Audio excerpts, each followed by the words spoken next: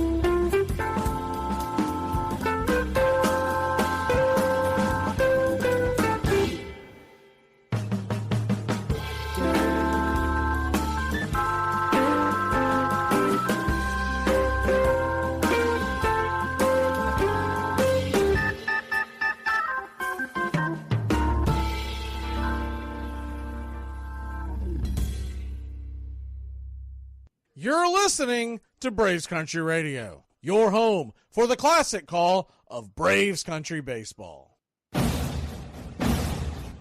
Hey, Braves Country, this is Mac Magee with Braves Country Radio. We are bringing you pitch by pitch, play by play of your Atlanta Braves all year long. Please like and subscribe today. It's free, and it helps us bring you more of the game we all love. Braves Country Radio, your home for the classic call of Braves Country Baseball.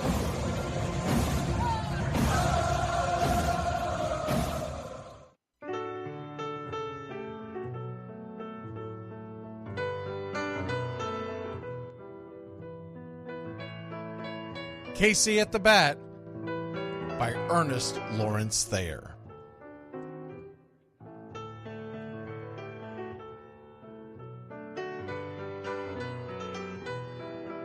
The outlook wasn't brilliant for the Mudville Nine that day.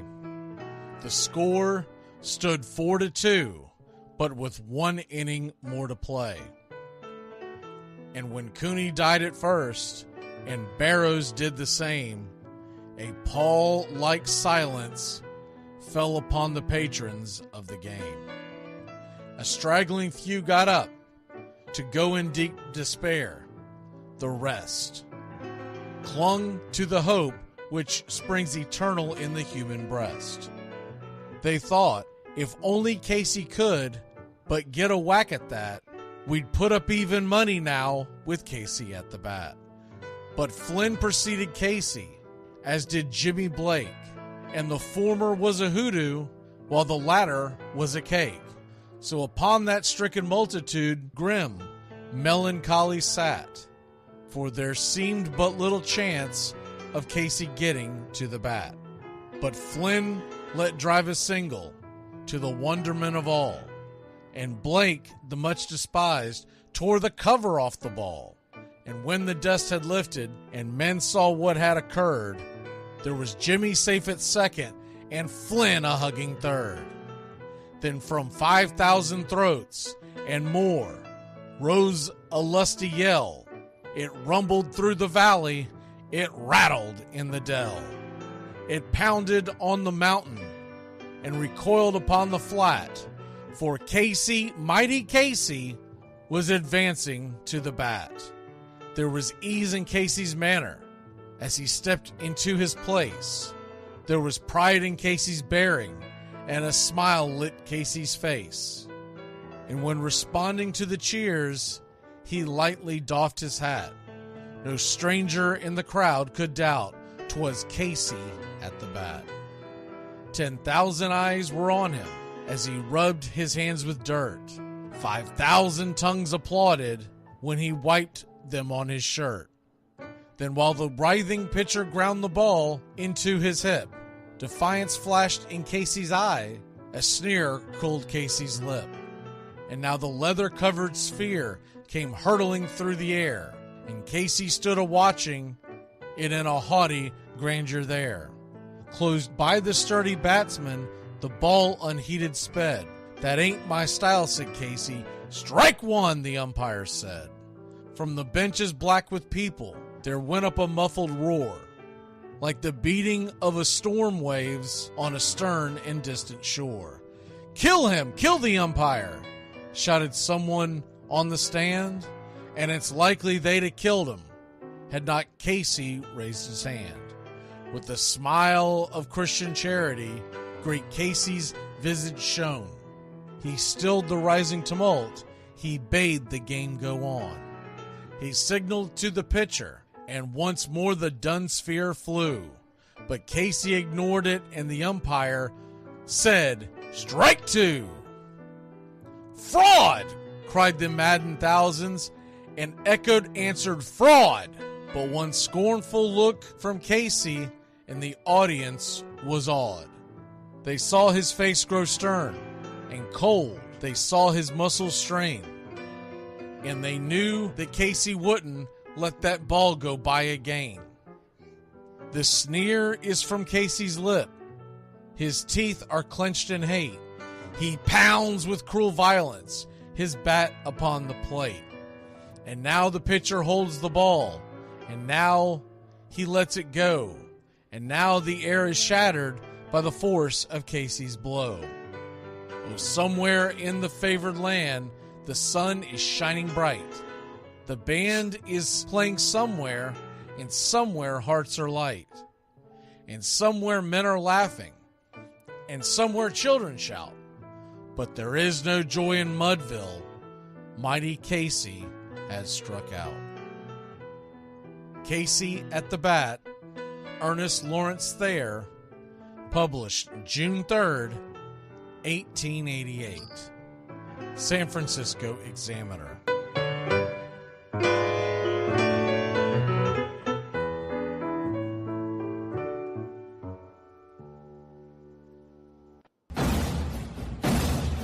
Hey Braves Country, I'm Mac Magee. Join us for Pitch by Pitch, Play by Play, the classic call of Braves Country Baseball. We're bringing you Atlanta Braves baseball all year long. Jump into our pregame show Braves Country Today just before first pitch. Stick around for the postgame show, Braves Country Tonight, where we will open up the phone lines and react to your calls or your comments all year long. That's Braves Country Radio, pitch by pitch, play by play, your home for the classic call of Braves Country Baseball.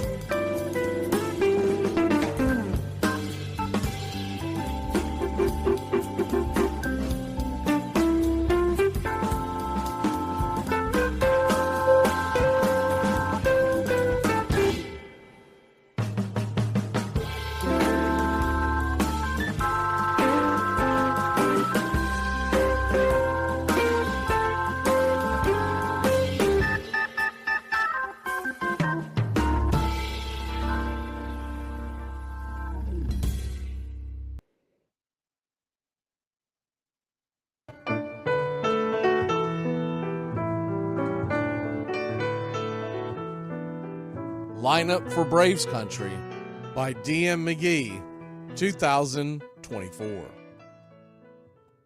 A is for Aaron, the Hammer and Hank, the real home run king. Take that to the bank. B is for Bobby. Cox never cowered. He'd give Blue quite an earful on his way to the showers. C is for Chipper. Don't call him Larry.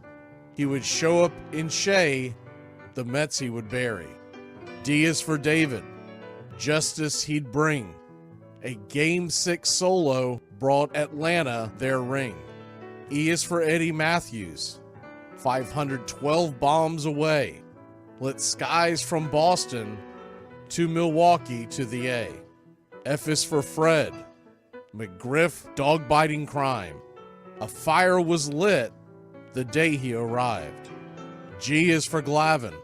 Southpaw winds and kicks, changing speeds east and west, a gem in Game 6.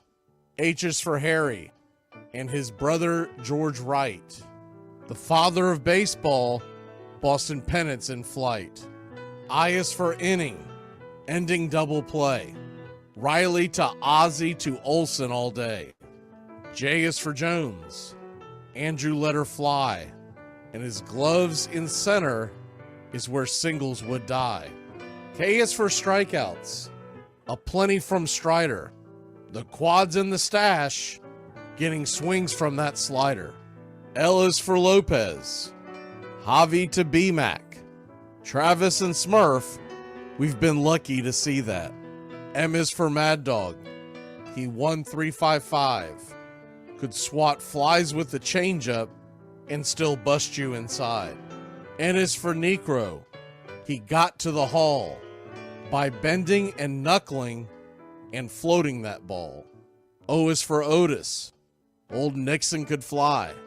The catch at the wall baffled our eyes. P still for Peterson.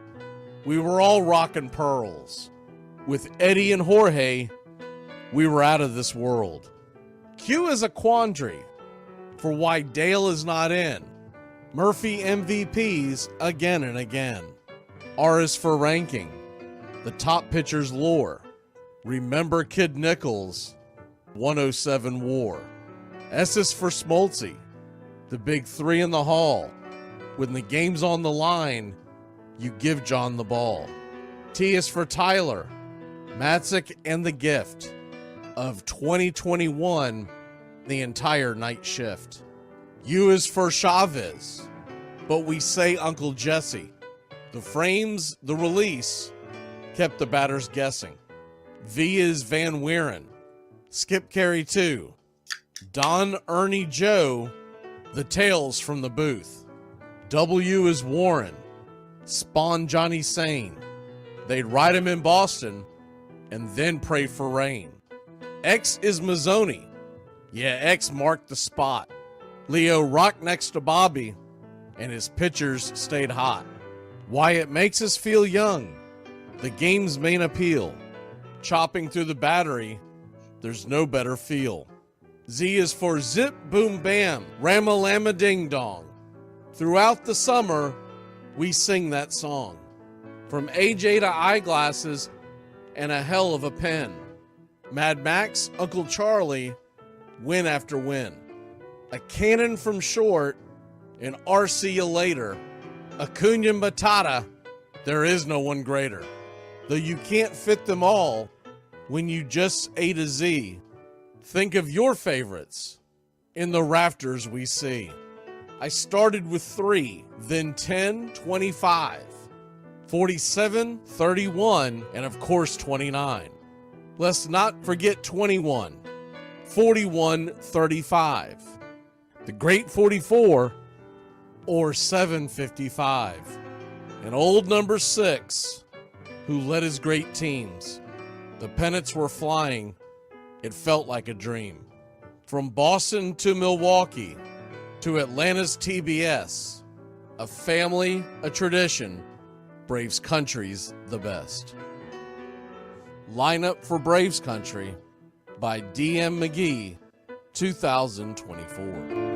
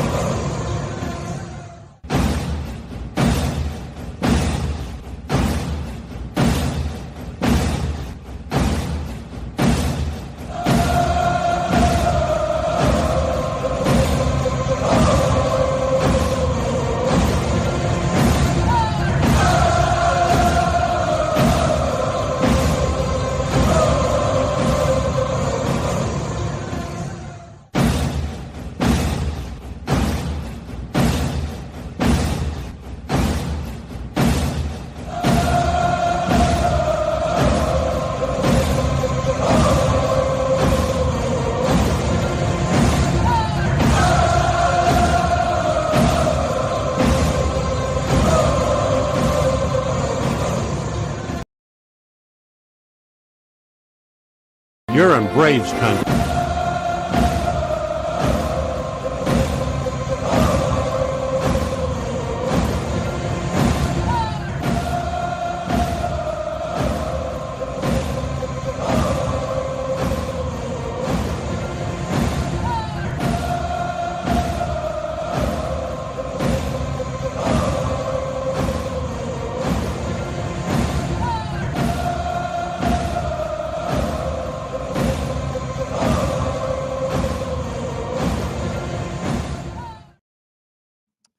Good evening, Braves country. How the hell are you? Hope you're enjoying your Tuesday evening as we're getting set for pitch by pitch, play by play of your Atlanta Braves, and a couple of minor moves to announce here for the Braves if you haven't already seen the news.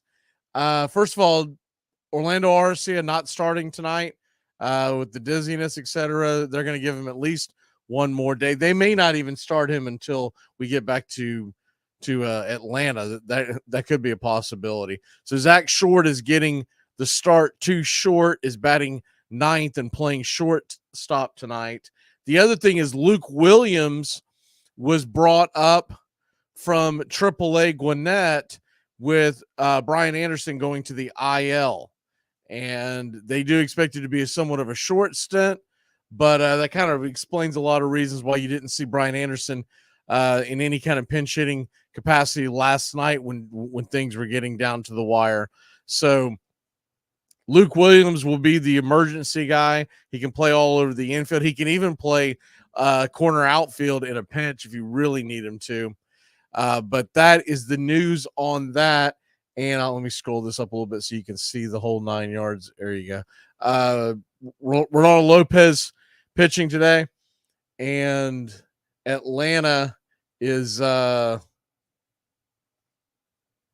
getting set for game number 2, trying to tie this series up and then force a rubber match tomorrow with Chris Sale on the mound, which I feel really good. I feel really good about tonight's game.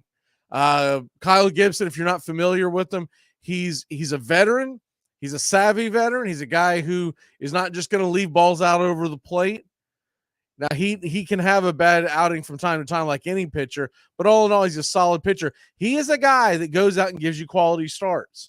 He's a guy that goes out there off the rip. I mean, I was looking at it today, and Ronaldo Lopez, 13 starts, 8 quality starts. And it's funny that a lot of the Brave content people are under the impression that Raylo doesn't give you long outings. I mean, 8 quality starts.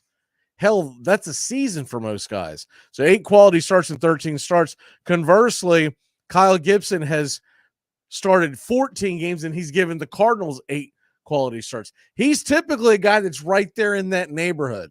Just tell you from years of doing the lines and also fantasy baseball and whatnot.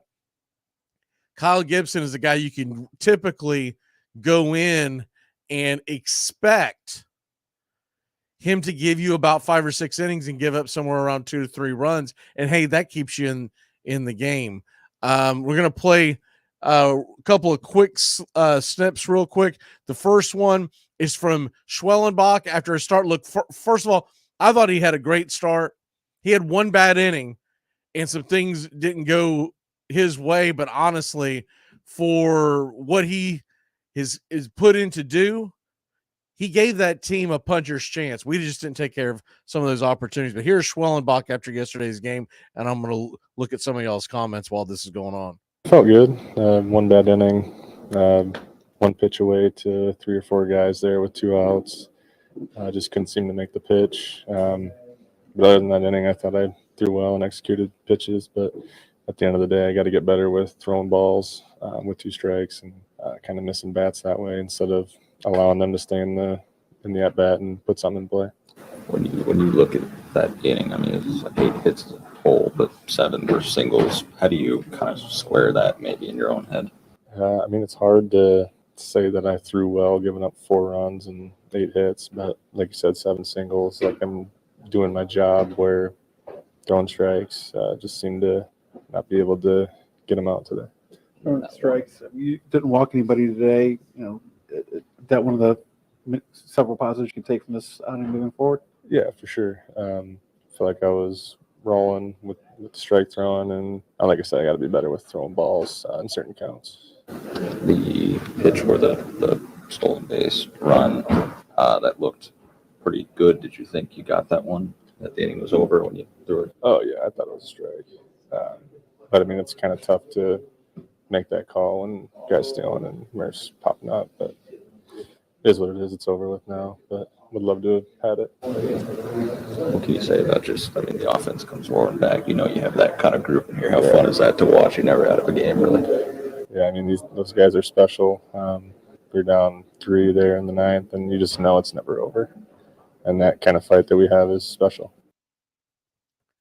Okay, so that was Schwellenbach, and then we get to hear from Austin Riley. We don't get a chance to hear from Austin Riley very often. Thomas, listening to us from Japan, says it's 8:30 tomorrow morning. Thomas, do me a favor. Don't let us know what happened, because I want to be surprised by everything. So, don't give us any kind of spoiler alerts. Here's Austin Riley on last night's game. And it's always good to hear from Austin. They don't interview him very much. I think they should interview him more often. He always has pretty good perspective. Yeah, I mean, I threw my hands up thinking he had got it. Looked like it was, a little high. It's a big park. Big park, and we were right there. One inning got us, and we were right there and towards the end, and just couldn't get it done. You had that one, that Ozzy one, and then the one Travis hit was like pretty hard, looked like a gapper. How much do those two balls feel like kind of how it's been going this season for you guys in terms of balls not really getting down? Yeah, I mean, I told him, after it looked like he was playing in the gap, he crushed that ball, and you would think it would be a gapper, but good play on their part of being in a good spot and taking away more than one run right there, but just two good swings by them, just nothing really to show for. I know you guys probably would have liked a couple more runs early on, but what does it say about the resiliency of this group right now to come back in the 9th and provide what you guys did? You try to, it's a lot of positive there, right there in the 8th, and then, then again in the 9th of having some good at bats. I feel like early on, early in the season, we weren't really doing that. Now we are. So, so like you said, just that one inning, and then, we fought till the end, and just like I said, couldn't come out on top. He doing so well tonight again.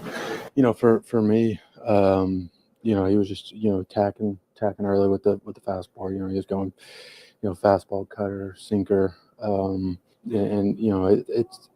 it plays up a little bit, just a kind of a different slot. And like I said, he was coming in his zone, and he's coming right at it. So that was Austin Riley from last night. If you're just joining us, we'll just listen to a Schwellenbach. Great thing about YouTube, you can always rewind it, right? Philly, by the way, in Detroit, they're scoreless in the 4th, and that's a great pitching matchup, which means that, according to Mark, now that I'm saying this, it'll be 12-11 soon.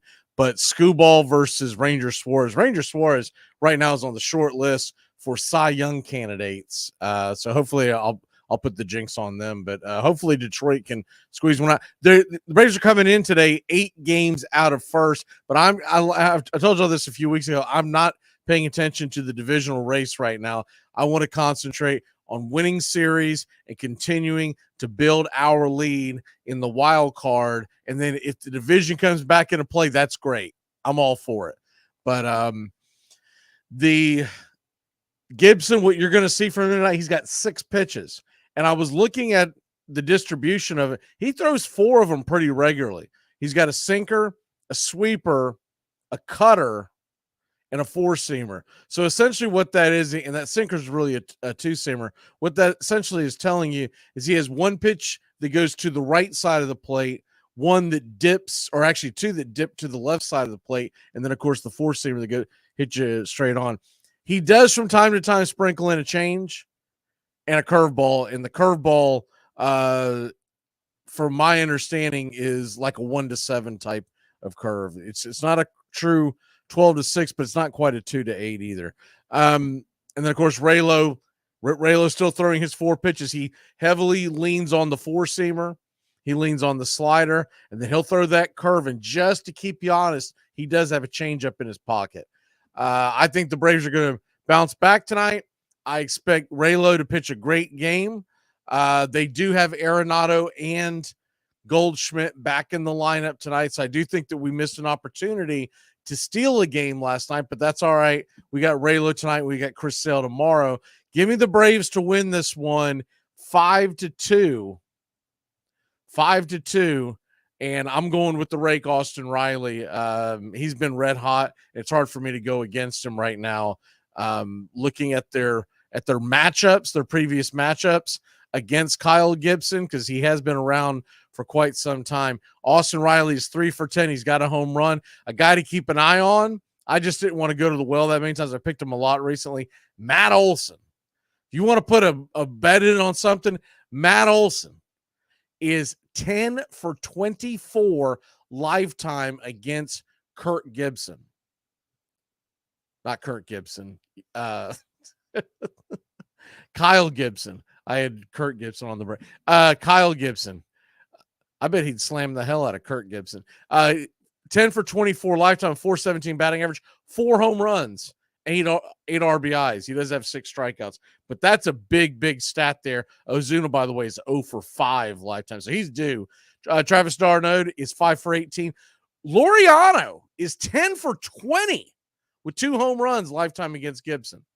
Now, I don't have in front of me when all this was, but 10 for 20. I don't know if that was back in the steroid era, but, hey, Laureano, you got to do what you got to do because you may not be around later on. All right, we're going to step aside, pitch by pitch, play by play. Here come your lineups, Braves country. And if you haven't already, jump in the chat so we know to say hi as roll call's coming up.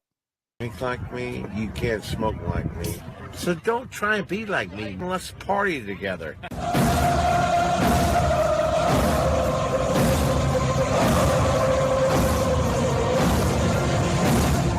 There's something kind of about a kid that's never played baseball.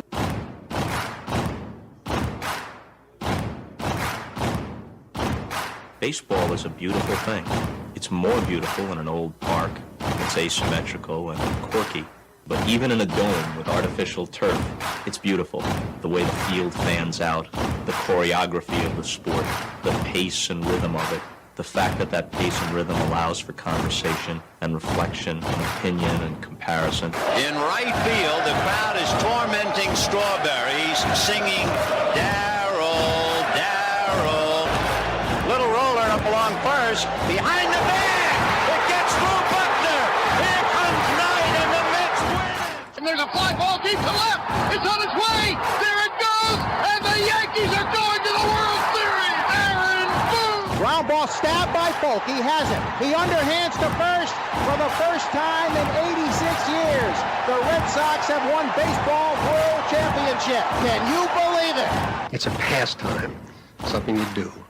It's entertainment, something you watch. And it's a shared experience, something you talk about and read about. But you can apply those same 3 criteria to other things. What makes baseball special is that it's the best game that's ever been devised. Smith corks one into right down the line. It may go. Go crazy, folks. Go crazy. Sure as God made green apples, someday the Chicago Cubs are going to be in the World Series. A little bouncer slowly toward Bryant. He will glove it in front of Rizzo. It's inside. And the Chicago Cubs win the World Series. Cubs win. What a lucky break. The good Lord wants the Cubs to win. How can you not be romantic about baseball? If baseball is about caring, about loyalty and rivalry. Braves fans are on their feet hoping for some kind of a bleeder or a seeing-eye single. Here's the 1-2 pitch.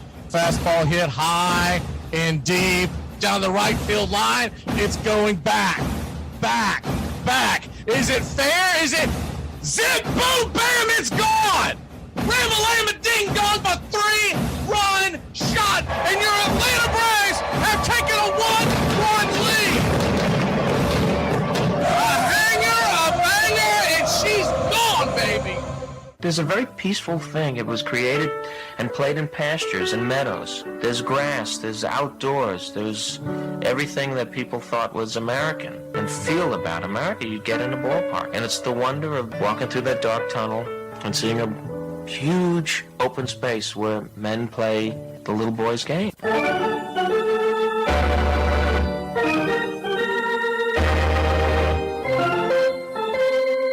I believe in the Church of Baseball. I've tried all the major religions and most of the minor ones. I know things. For instance, there are 108 beads in a Catholic rosary and there are 108 stitches in a baseball. I prefer metaphysics to theology. You see, there's no guilt in baseball, and it's never boring. It's a long season and you gotta trust it. I've tried them all, I really have. And the only church that truly feeds the soul day in, day out is the Church of Baseball.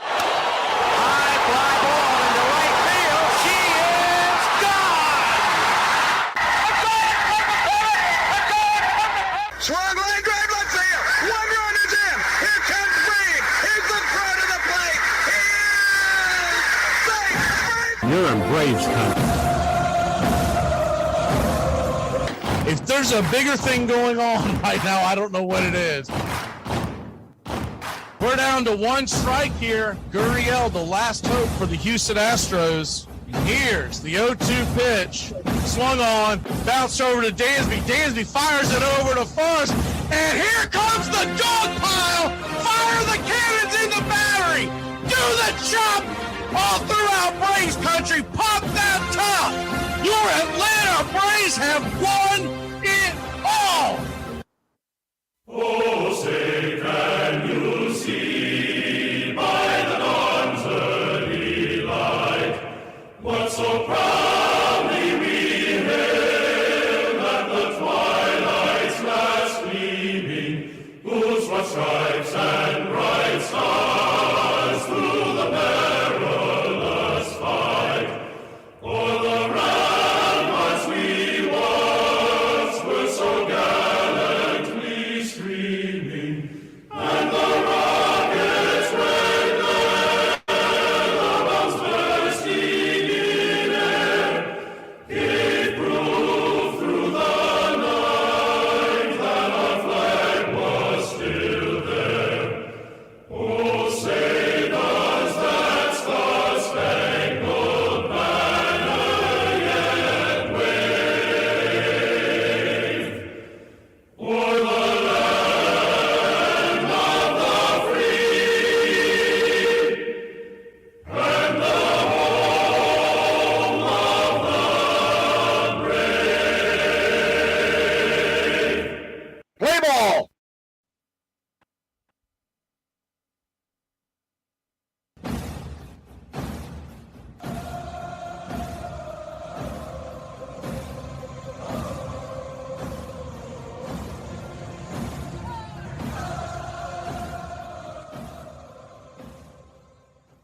On a beer? 7 o'clock in the morning. Scotch? Hey, howdy, hi, and how the hell are you? Pull up an armchair, girls and boys, and join us for Braves Country Baseball. You're listening live, and the scene is Busch Stadium in St. Louis, Missouri, where we're set to bring you pitch-by-pitch, play-by-play of your Atlanta Braves. Hi, I'm Mac Magee. Here are your starting lineups for today's action. Leading off and patrolling center field for your Atlanta Braves, it's Jared Kelenic. Kid Kelenic, 7 home runs, 21 RBI, 2 stolen bases, batting .265.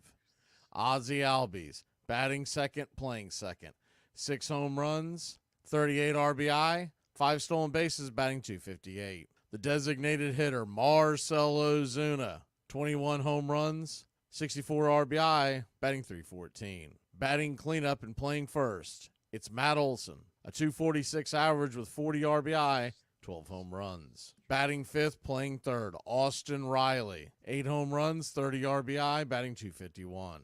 Travis d'Arnaud is behind home plate and batting sixth. He has 7 home runs, 25 RBI, batting .242. Batting seventh and playing right field, it's Ramon Laureano, 2 home runs, 7 RBI, 3 stolen bases, batting .186. Forrest Wall is batting 8th and playing left. A .273 average, 1 RBI, 2 stolen bases. And batting 9th and playing short, it's Zach Short. 2 Short is batting .125 on the year, 3 RBI, 2 stolen bases. On the mound for your Atlanta Braves, it's Ronaldo Lopez. He's 5-2 with the 1.57 ERA. A 1.08 whip, 74 1/3 innings pitched, 57 hits, 76 strikeouts versus 23 walks and 4 home runs served. He'll be going head-to-head with Kyle Gibson, who is also 5-2 with a 3.44 ERA. A 1.20 whip, 83 2/3 innings, 10 home runs, 69 hits, 73 strikeouts, and 31 walks. Backing up Gibson in the bottom of the first inning, leading off and playing shortstop, it's Mason Wynn. A .298 average, 8 stolen bases, 4 home runs, 27 RBI.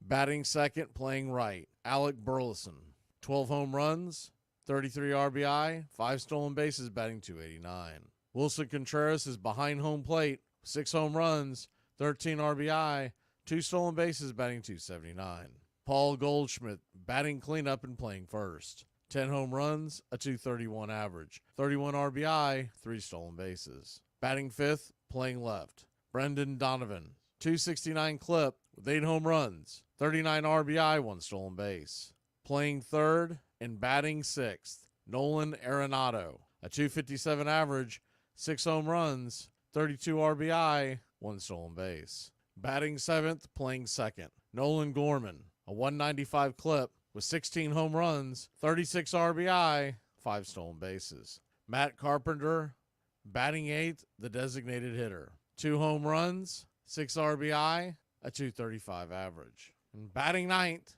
and playing center, it's Michael Ciani. He has 2 home runs, 11 RBI, batting .217.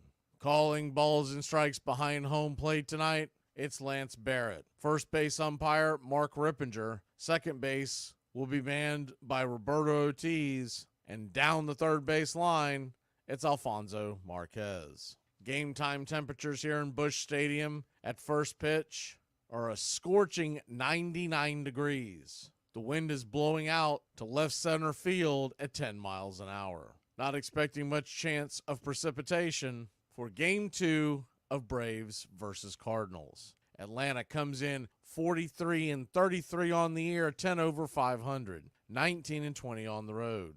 The St. Louis Cardinals are 3 over 500, 40-37, and 21-15 at home. Your Atlanta Braves are minus 130 on the money line. The over-under is 8.5. Well, it's about that time. Grab you a cold one. Find you an armchair. It's Braves Redbirds, Game 2 of a 3-game set. Atlanta looks to tie the series up tonight and force a rubber match on Wednesday at 7:15. We've got the Raylo emoji kicking in the chat for you Country Club members, so warm up those chop arms, Country Club and Braves Country. Get your game face on.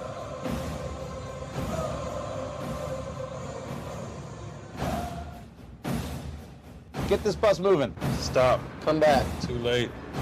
Roll call! Yeah! Roll call! You're in Braves country.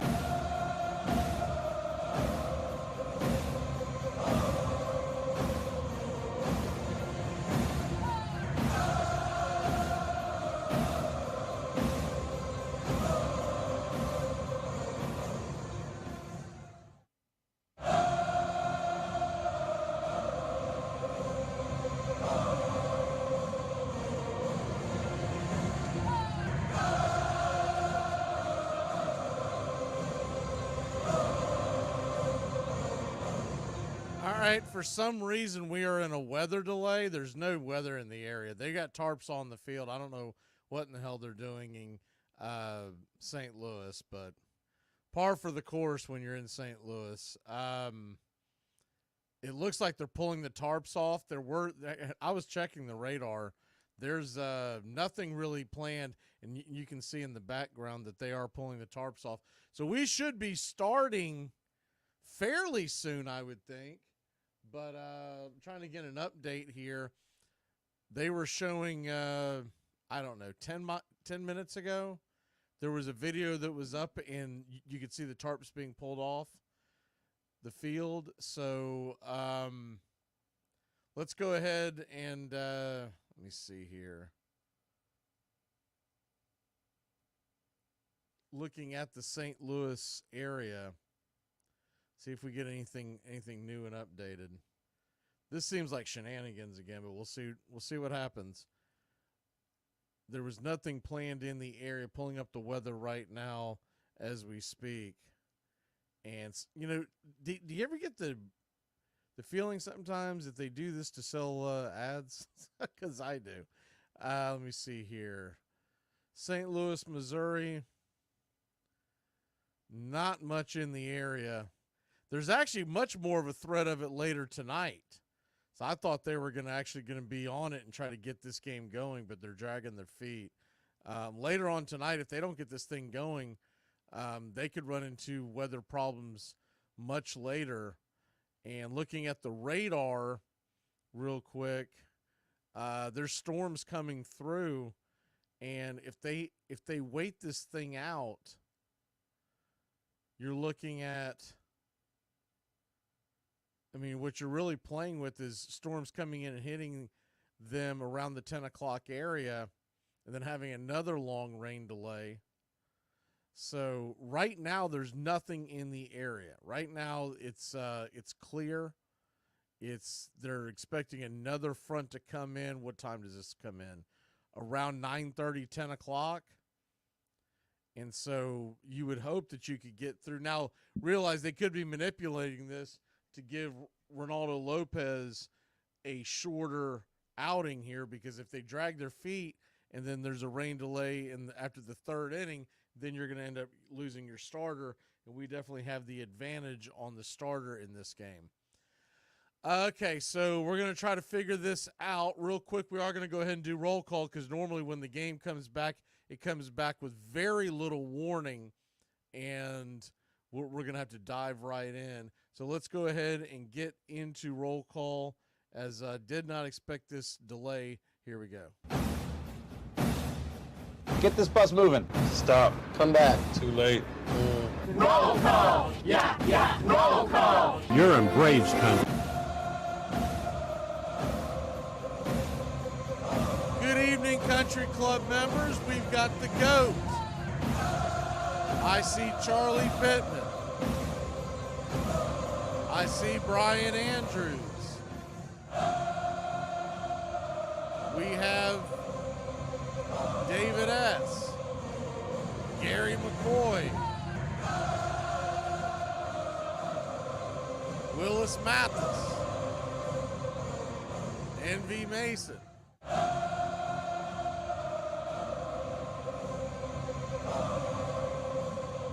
else do we have here in the Country Club? Scrolling through. Mark Ricardo. AY. Lonely Satellite. Ken Scott. Nathaniel Brooks. Tyler Benson. Good to see you. Who else do we have here? Let's see if I miss anybody. A lot of chat tonight, so it's a little more difficult to read through it, but we're always going to see chat. Billy Power Max. And in Braves country, we also have Daniel, John,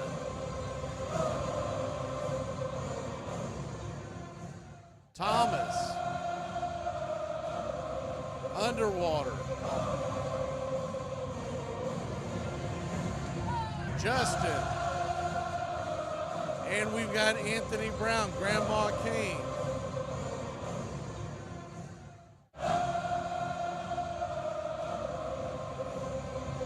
Alabama Retro. I feel like I forgot somebody, missed somebody. I thought I saw someone else here. But if I miss you, just jump back into the chat. Going to try to get some kind of a game plan together here. Figure out what the delay will be. Let me double check this and pull this up again real quick.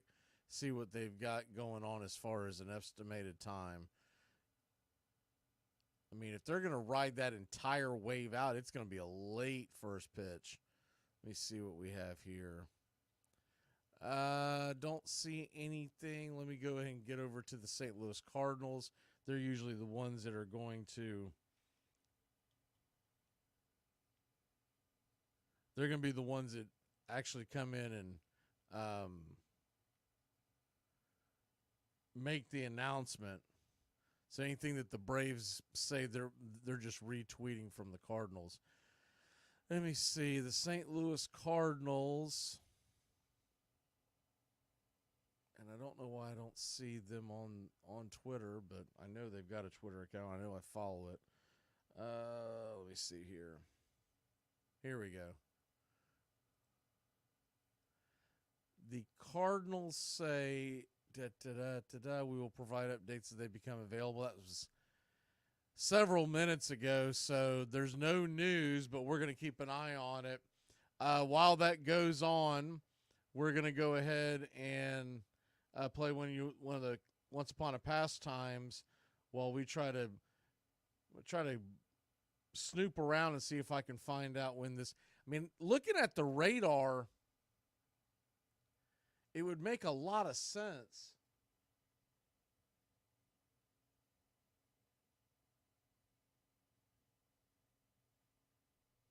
It would make a lot of sense for them to be playing right now. There's a huge patch that's going to last till about 9:30, 10 o'clock that has no rain in the area.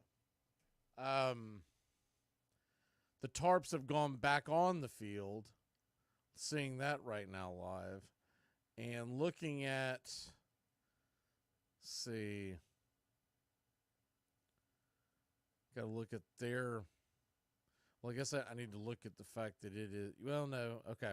So I'm going off of Eastern time. This isn't local time.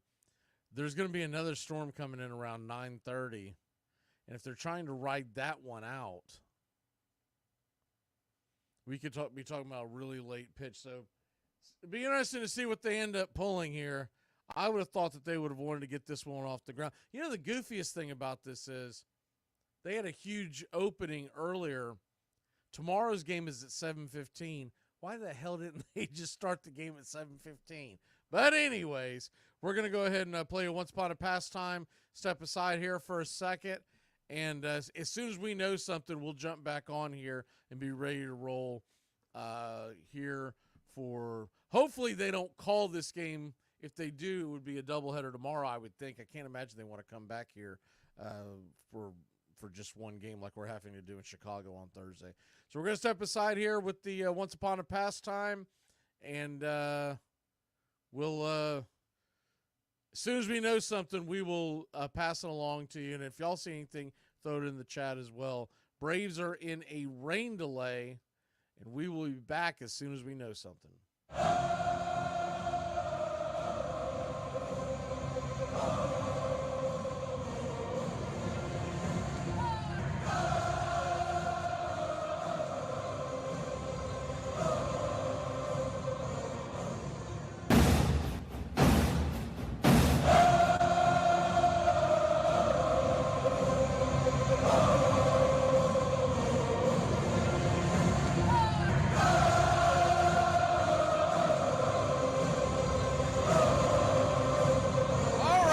Braves country.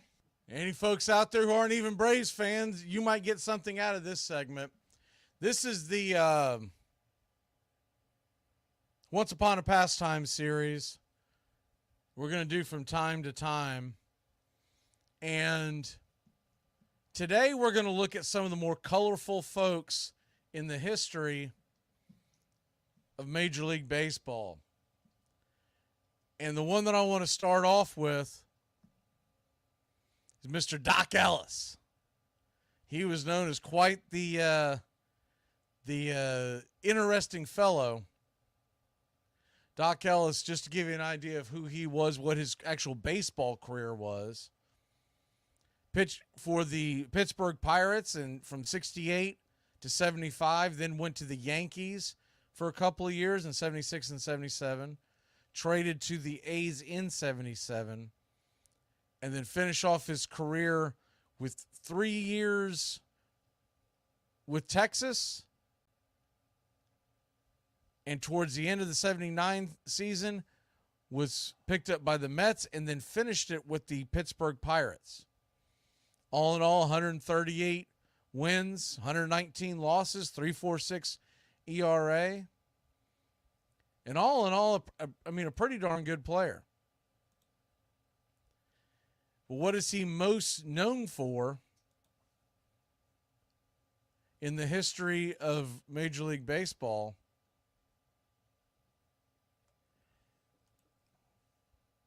He is known for throwing a no-hitter in 1970 for the Pittsburgh Pirates on LSD. He claims, now whether you want to buy the story or not, but whether it's true or not, Doc Ellis threw a no-hitter in 1970. That part's true. He was against San Diego Padres, very young franchise at the time. So that always goes into, was a legitimate no-hitter. We're always going to make those jokes, right, when stuff like that happens. But no-hit the Padres, 2-0. He says he was under the influence of LSD. But here's where it gets interesting. Ellis was high the night before on his day off and took another hit around noon on game day, forgetting that the Pirates were due to play a doubleheader and to play 6 hours later. And this is a quote from him during that time period, because I was zeroed in on the catcher's glove, but I didn't hit the glove too much. I remember hitting a couple of batters, and the bases were loaded 2 or 3 times. The balls seemed small at times. The ball was large sometimes. It's like, what? And that was the old-fashioned, wildly effective, right? And that was Doc Ellis. And that's the best story. That's the reason why he was looked upon as a character. There were other things, putting curlers in his hair before the game, walking around like that. But I mean, his quote was, "I'm as high as Georgia pine," when he arrived at the friend's house that day after the game. And he claims that it helped him. I don't know how many of y'all have done psychedelic drugs in your time, but I can tell you a little birdie told me once. We'll just leave it at that. It can, if it's real good stuff, you're not throwing the baseball. You're just not. You're going to lose interest. You're going to walk off the mound. You're going to see things and want to talk about things. That's one of the biggest things. You just want to yap. And so I'm always curious about that second hit, if it was really a strong dose. Because it's not like drinking alcohol where you know what 1, 2, 3, 4 beers, etc., are going to do to the body in an X amount of time. These are wildly inconsistent drugs, but you never know. He could have peaked and came down, and at the time he was coming down, he could have possibly fought his way through it. But there's no way he's peaking. When people say, well, what is peaking? It means that you're getting the full effect of that buzz, that we'll call it. But basically, your mind's playing tricks on you. You can't make hide nor tail of anything for about 2 to 3 hours. So if he's on the other side of that, it's possible. But it's had to have been wild. Had to have been sitting there. Can you imagine? Can you imagine? For anyone who's actually partaken in such nonsense, can you imagine you drop and usually takes about a half hour to kick in, and someone mentions to you around that half hour, 45 minute range, it goes, well, we need to start warming up at around X o'clock, right? Whatever it was. Let's say he took it at noon. He's going to pitch at 6. Or the game's at 1. He's going to pitch at 7. He took it around noon. And someone tells him right around 1 o'clock because the first game's starting. So we need to start warming up around 4 or 5. You wouldn't be able to comprehend it. You'd be like, wait, what? What am I doing? And in 1970, you're not going to your coach and spilling the beans and telling him what happened. It was nowadays you could probably go to a coach and say, look, man, I thought I was off today. They're going to look down at you. But you probably could have found some way to BS your way out of it, even if you weren't honest. What you can't fake is people who take this stuff. When you take it, your pupils get dilated very large. Now, you're not going to quite look like I'm trying to think of that one alien that's pretty much all eyes, but you're not going to quite look like that, but your pupils are going to be dilated, and it's going to be obvious to everybody. So that's why I question the timeline 100%, but it doesn't shock me that he probably had some kind of after effects. You could call it a hangover, but that's not really, it's a different bird. I'm not by any means condoning this. Stay the heck away from it.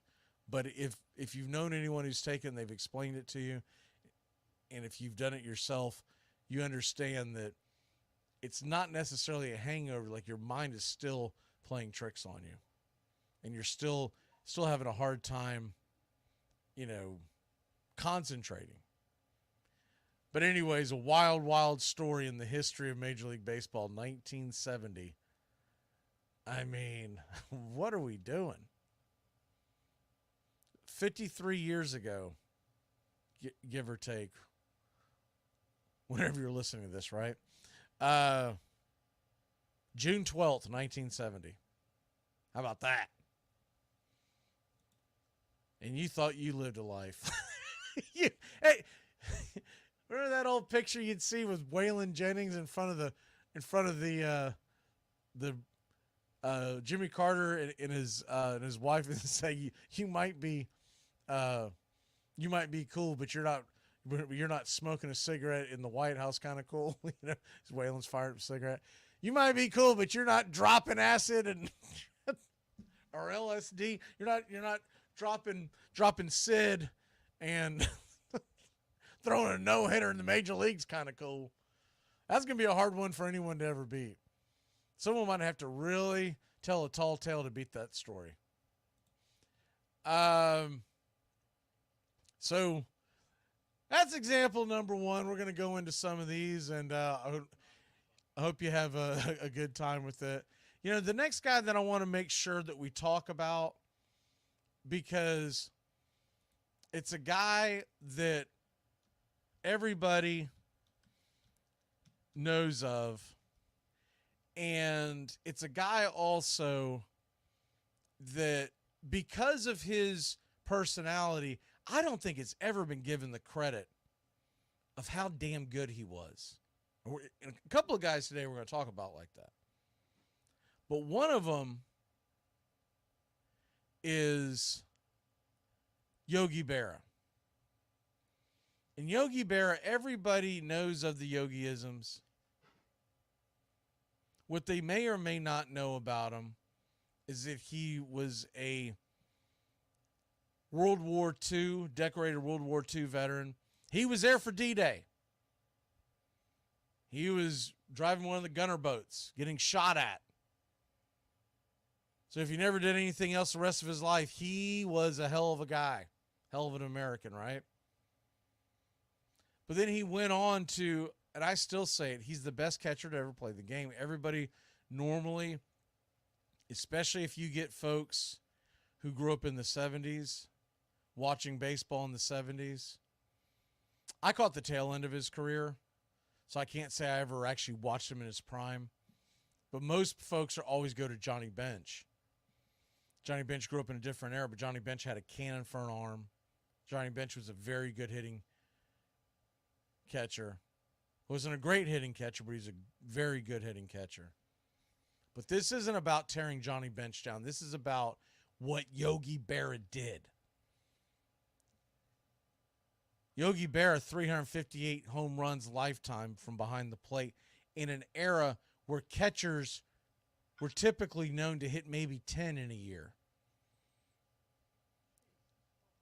More impressively, at 285 batting average. In an era where catchers,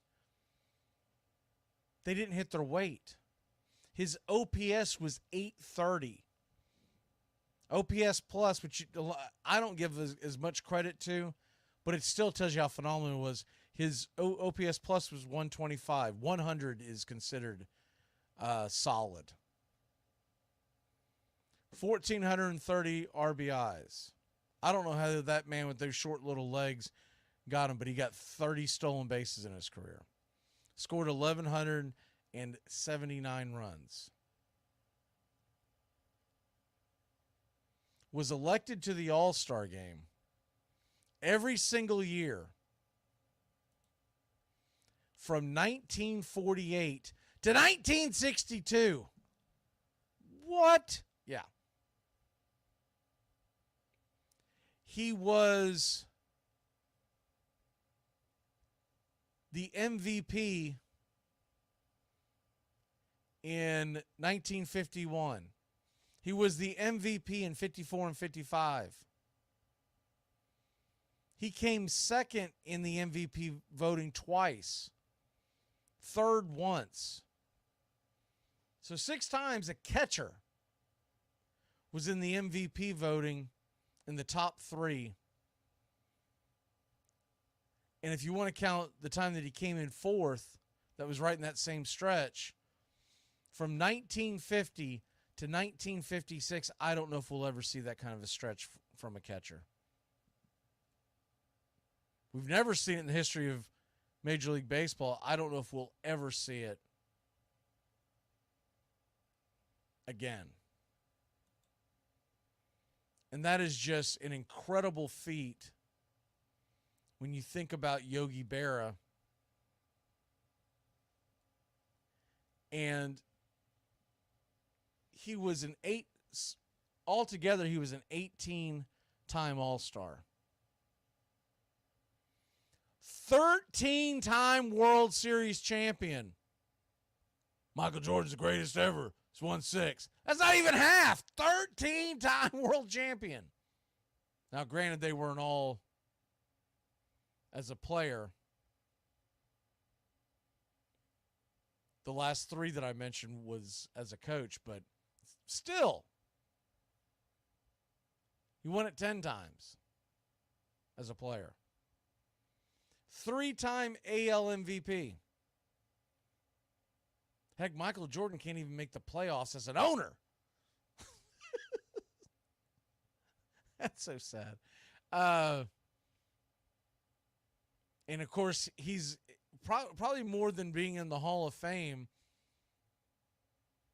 And an 85.6, really, Yogi Berra, second ballot. Get the hell out of here. These baseball writers, idiots. So many of them have this rule they won't vote, especially back then. They're starting to bend. But they have this rule back for years and years and years. They wouldn't vote you on the Hall of Fame ballot the first year. That changed when they said that if you're not on the ballot, if you don't get X amount of percent each year, they're going to take you off. So then you feel a little more pressure. Well, I better vote for him. I can't be the idiot that is the reason why a guy like a Yogi Berra doesn't make the Hall of Fame. But back in those days, they would just, it was almost like the old thing with college football where you wouldn't start a freshman. They wouldn't vote for a freshman into the Hall of Fame. even still, man, second vote, he should have been. These are the things when they say that Mario Rivera was the first ever 100% MVP. I 100% voted into the Major League Baseball Hall of Fame. These are the things that make you go, what the hell are you doing, man? What are we talking about? Like Yogi Berra, of all people,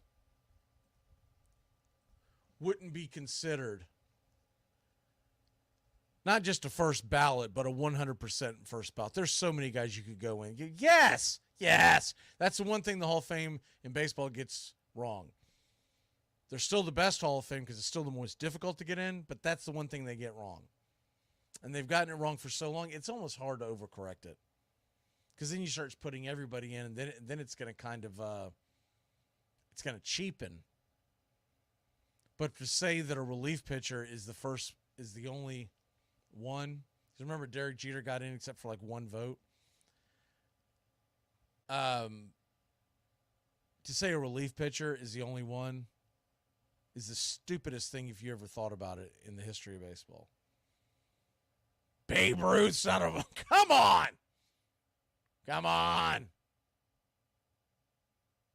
Babe Ruth, Willie Mays, Hank Aaron. Get out of here. As my grandfather used to say, go take a long walk off a short pier. But what I thought would be fun to talk about with Yogi Berra today, because I just wanted people to get an idea of who this guy was. War hero, the greatest catcher to ever play the game. Because I have to take the whole thing into consideration. Johnny Bench is a very close number 2, but Yogi's number 1. And if you think it's Berra, I mean, if you think it's Johnny Bench, there's 2 reasons. You're either a Reds head, love the Cincinnati Reds, and you're gonna die on that hill, or you grew up in that era and didn't see Yogi play, so you're always gonna get. And I get that, but if you look at it, he is the best. If you put Yogi Berra into your Google machine or whatever machine you use, the first thing that pops up is not going to be Hall of Fame, et cetera, et cetera. It's going to be Yogiisms, right? It's the one thing we're all going to see, Yogiisms. And I'm just going to go over a few of them that I think people would enjoy, because it may be some of the ones that are a little less, known.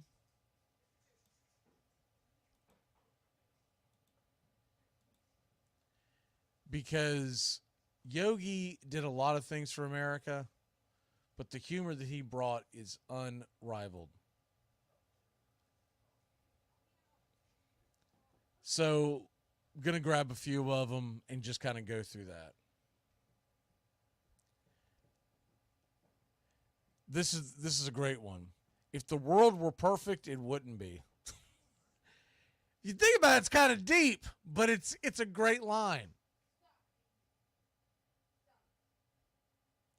I did love the fact that he said, if I didn't make it in baseball, I wouldn't have made it to work. I didn't like to work. I don't believe that. Any guy that fought in World War II and was on the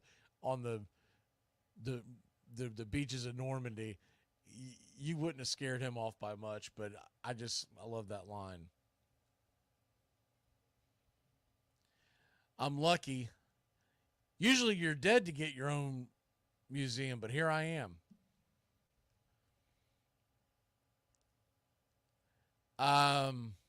Let me see. Let me grab a couple, because I'm going to skip some of these, because if you go through every single one of them, it's getting a little monotonous. This is a great one. Take it with a grain of salt.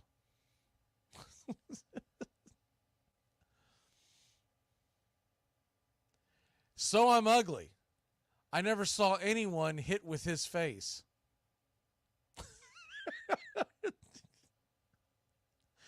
You got to figure that had to be towards a reporter. I never saw anyone hit with his face. You got to love that. If you ask me, I don't know. I'm going to answer. It ain't the heat, it's the humility. This is probably one of the best things that he ever said, probably more accurate than of all the quotes. And this is the type of thing that, this is t-shirt worthy, mainly because it's small enough. I never said most of the things I said.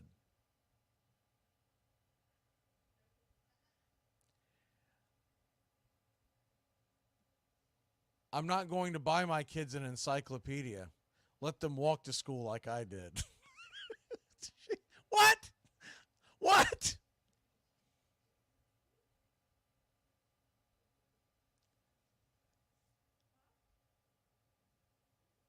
I see how Sandy Koufax won 25 games. I really don't understand how he lost those 5. That's probably accurate. I never saw Sandy Koufax pitch, obviously, but I've seen the video, and I know the numbers. That dude looked darn near unhittable. He hits from both sides of the plate. He's amphibious.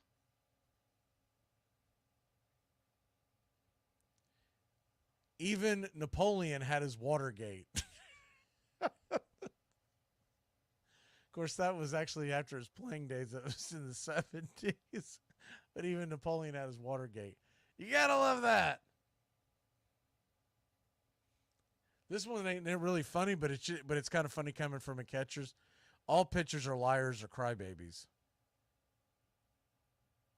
Why do you buy good luggage? You only use it when you go see people you don't know.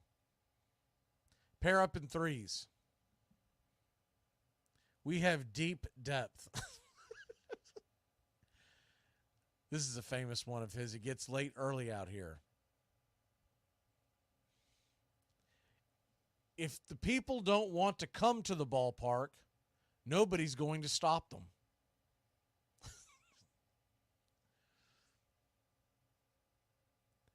The future ain't what it used to be. Whoa. Is that not apropos for today? How can you hit and think at the same time? How can you hit and think at the same time? Slump, I ain't in no slump. I just ain't hitting real well.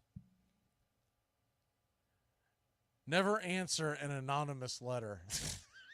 What?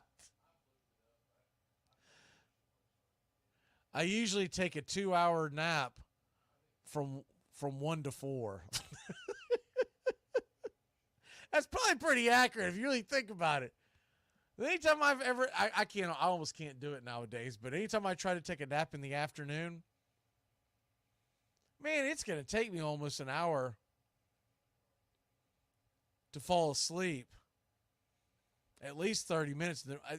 There's no way I could do a 2-hour nap anymore. I don't remember the last time I could do a 2-hour nap. I'm going to wake up after an hour and sun's out and I'm going to panic. I'm like, wait, where am I supposed to be?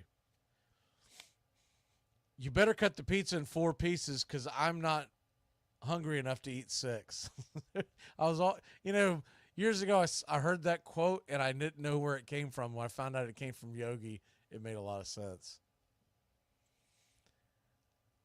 I don't know who he was referring to, but he said, congratulations. I knew the record would stand until it was broken.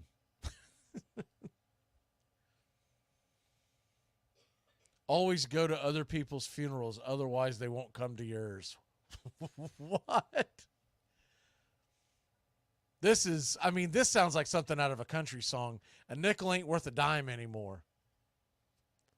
Any of you country music singers, there's your line for the next number 1 hit. Baseball is 90% mental and the other half is physical. No one goes there nowadays. It's too crowded. He also said at one point, nobody lives in New York City. It's too crowded. It's like deja vu all over again. How many times have you heard that one? That was originally credited to Yogi Berra. And "It ain't over till it's over" was laughed about at the time as a yogiism, but you think about it now and people use that in the world of sports. And it's a battle cry from time to time. You can observe a lot just by watching. There's a nugget of truth in a lot of these, right? But this is the great one. When you come to a fork in the road, you got to take it. What? What are we doing? All right, that was Yogi Berra. Let's take a break. When we come back, we got a couple other colorful characters to get into. Braves Country, Once Upon a Pastime series. We will be back in a flash. The most popular and most notorious star of the 19th century was Michael Joseph King Kelly, the sure-handed catcher for the Chicago White Stockings. He was so skilled at stealing bases, he once stole 6 in a single game, that he inspired a popular song, Slide, Kelly, Slide. He sometimes cut across the diamond, skipping second altogether when the umpire was not looking. Kelly drank as hard as he competed. Once, A.G. Spaulding put Pinkerton detectives on his trail and accused him of having been in a saloon at 3 a.m. drinking lemonade. Kelly was indignant. It was straight whiskey, he said. I never drank a lemonade at that hour in my life.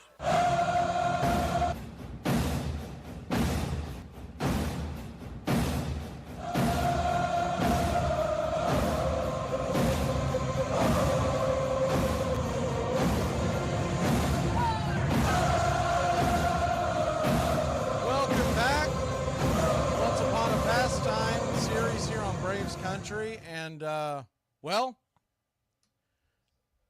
we're going to tell the tale of Michael King Kelly. He played for Boston. We'll get into his stats real quick, just so you get an idea of who these guys were. Had a lifetime batting average of .307, which was looked upon as pretty good at the time, pretty darn good at the time. That was the dead ball era. It's very hard to get base hits back in those days, and a 300 hitter was looked upon as elite. His OPS, interesting enough, is above 800. There weren't a lot of guys back in that dead ball era that had an OPS over 800. But he got a lot of doubles, triples, etc. And hit for a high batting average. Had 368 steals, 950 RBI. 950 RBI in that day and time was a lot, along with his 1,357 runs scored. He typically hit at the top of the order. Had, 368 stolen bases and an OPS plus, remember we just talked about that, of 138. That's up there. That is absolutely up there, because when you think about the Yogi Berra, where is with 125, that's a high. I mean, he's in. For folks who don't understand the OPS plus, it takes into account of everything going on at the time, including what stadiums you were playing in. That's why I've always said the number's a little goofy to me. It's not what, I would necessarily look at typically, but it does give you an idea. It gives you an idea of what's going on with the actual player that you're looking at in the annals of history. Now, he started in 1878, and he played for the Cincinnati Reds. Then he went to the Chicago Cubs from 1880 to 1886. He then played from 1877 to 1879. he played for the Boston Bean Eaters.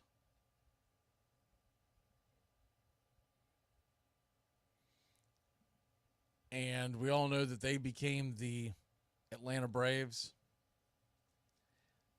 Then he did play for the Boston Reds. And this is back when the National League, American League, all this stuff was starting to come into play, right? In 1890, he played in the Players League for the Boston team at that time. They were called the Boston Reds Statistics. God, would that name be popular today? Reds Statistics. Doesn't really flow off the... Someone eventually is going to be named the something stats. I do believe that we're heading for one day there's going to be teams named. No longer will they be the Boston Braves, the Atlanta Braves, the Milwaukee Braves. It's going to be the Atlanta. If they keep the Braves moniker, it'll be the Atlanta Braves, brought to you by, and that'll be all over your hat.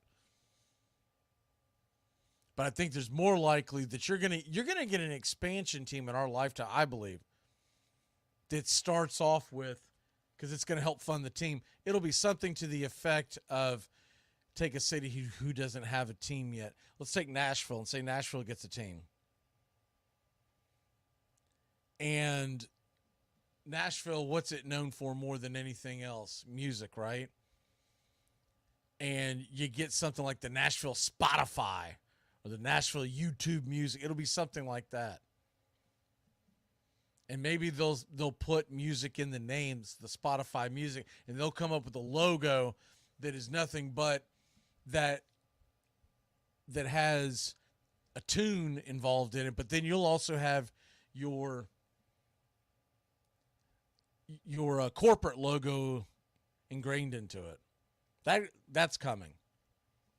But anyways, back to Mike King Kelly.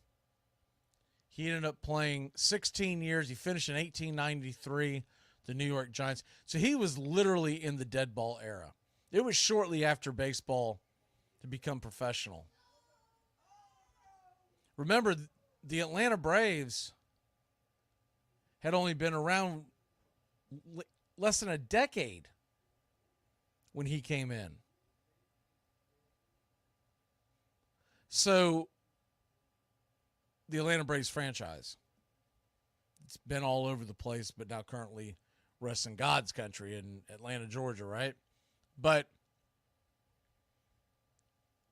so you're talking about one of the very infants of Major League Baseball. And one of the things you got to understand about this time period, I don't go into all the weeds of the history that's going on. We're coming out of the Civil War and all that kind of stuff. And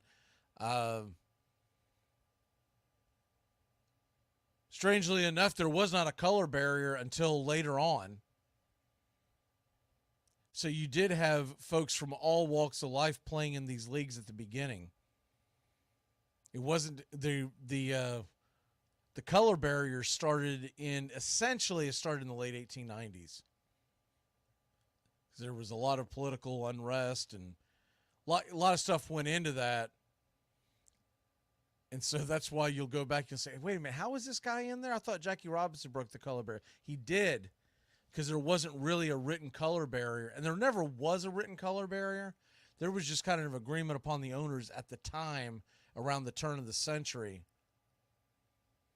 to push out folks because they thought it would run off. And honestly, these owners of any sport at any time, no matter their race or creed, they would have put the color barrier down and said, to heck with it, who cares, if they thought that it was going to help them sell tickets. But they thought the opposite. Whether there's any logistical reason to that, I don't think there was. But that was the theory. What was that, 130 years ago? A lot of things have changed. You know, it's not just the societal differences, but you think about other things that have changed over the last 130 years or less. mean, it is a different world.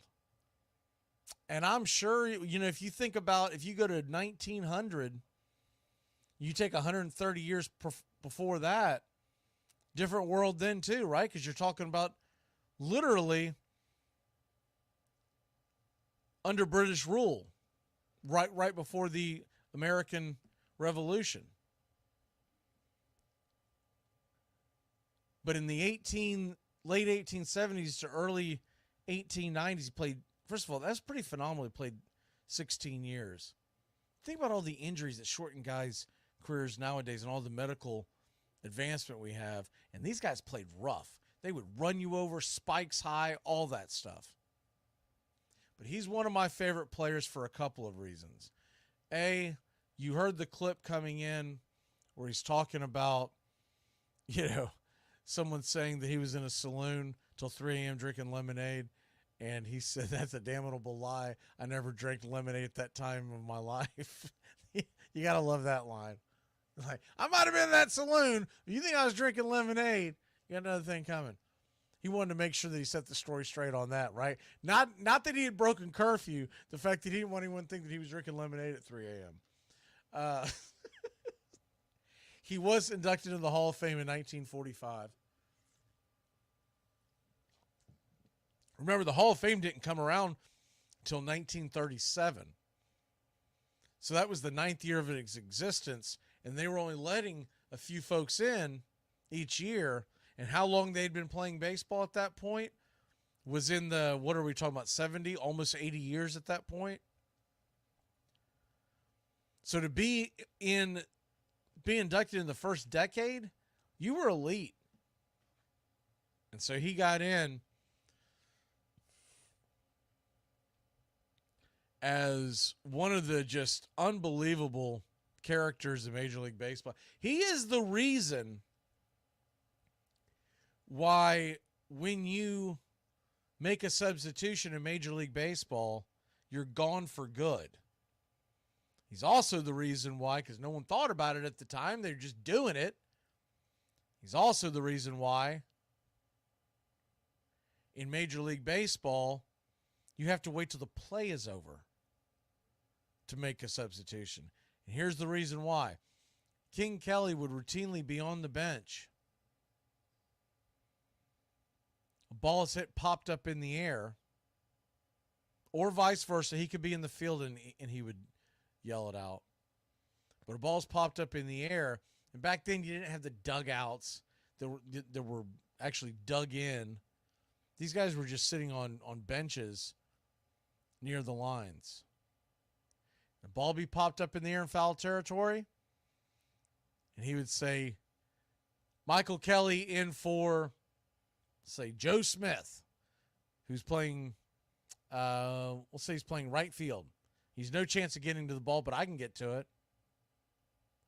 Michael Kelly in for Joe Smith. He would come over, he'd make the catch, throw the ball back into the infield, and say, Joe Smith back in for Michael Kelly. And that's why we have that rule, because of Michael King Kelly. And if nothing else, he'll always be one of my favorite players. My next guy's my favorite player of all time. But if nothing else, you got to love that.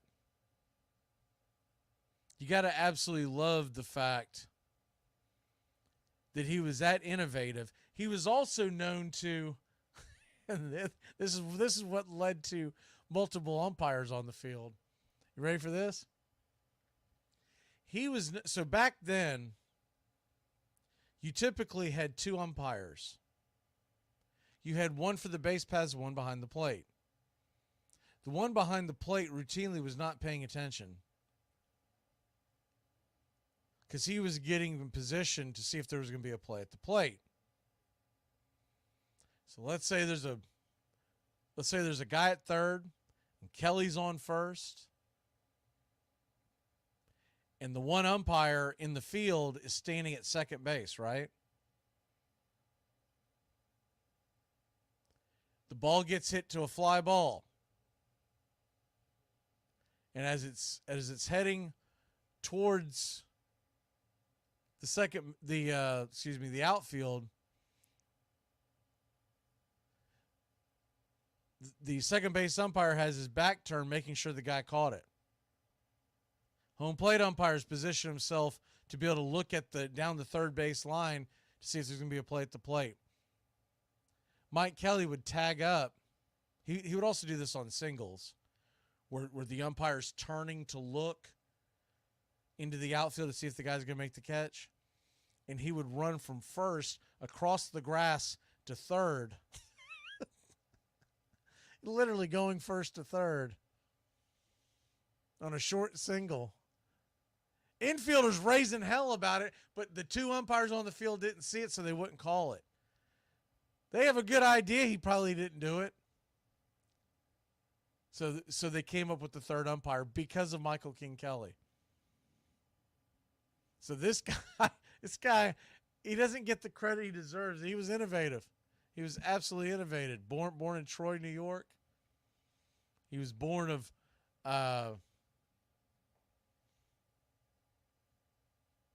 Irish immigrants. His father joined the Union Army, and his father basically brought the game back and was teaching young Michael how to, because one of the things that always gets looked over in Civil War history is that these guys played baseball a lot when they were out there in the fields, some version of it. Because it was a growing game. It was very popular. It was catching on like wildfire through the country. And both the Southern and Northern, but the Union and Confederate armies, they were out there playing baseball to pass the time. Waiting for the next war. There's actually talks of when there's actually proof of when during the Civil War when they would have like a ceasefire type of moment and the Confederate soldiers would play against the Union soldiers in a baseball game. And then after the game, they knew the ceasefire was at a certain time. They'd go back to their quarters. How about that? Imagine that. Imagine us in the middle of a war with whoever, and a soccer game breaks out. That's not happening nowadays. But he was, by 15 years old, he was playing on the amateur team. And he would jump from team to team during this whole thing with the National League, and the American League, and the Players League, and a couple of others. There were a bunch of leagues that tried to pop up. The Federal League. There were a lot of leagues that tried to pop up in around a 20 to 30 year time span that was trying to rival the National League. That's why it's always been called the Senior Circuit, because it was here first. Junior Circuit is always referred to as the American League because the American League showed up around the turn of the century. But leading up to that, you had a lot of different leagues. And so King Kelly would jump from team to team, whoever's paying him the most.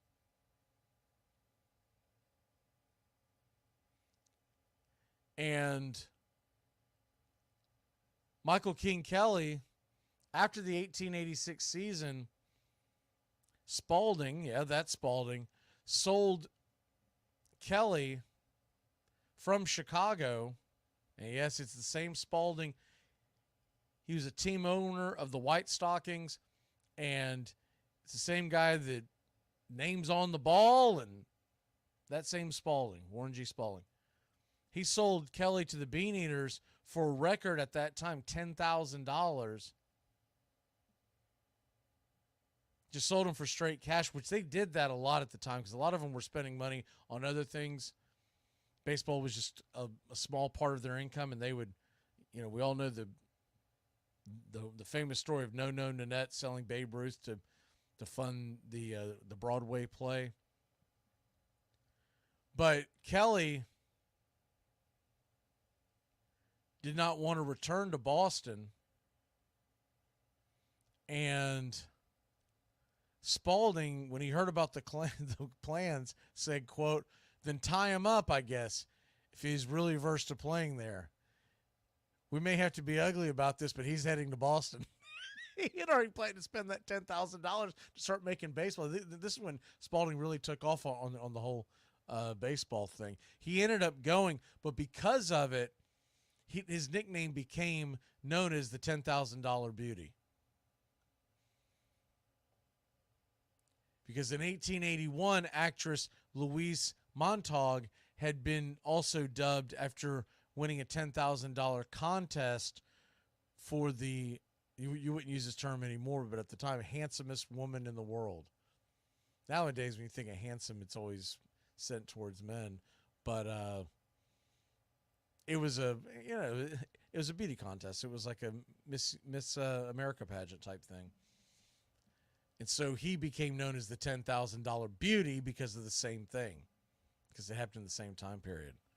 But he ended up being a manager. He was really known for his wildness, his drinking, hell raising, all that kind of stuff. And that's the story of Michael King Kelly. In fact, he had a famous song dubbed after him called Slide Kelly Slide. And it was America's first pop hit record. If you want a nugget to throw at your friends to throw them off. Slide Kelly Slide was America's first pop hit record. After its release in Edison Studios in 1927, inspired a film version, Slide Kelly Slide. Kelly was considered to have been the first man to popularize autographing. He would go and sign things for fans. And he would also get out on the vaudeville circuit, did a lot of acting and whatnot. Really talented guy. And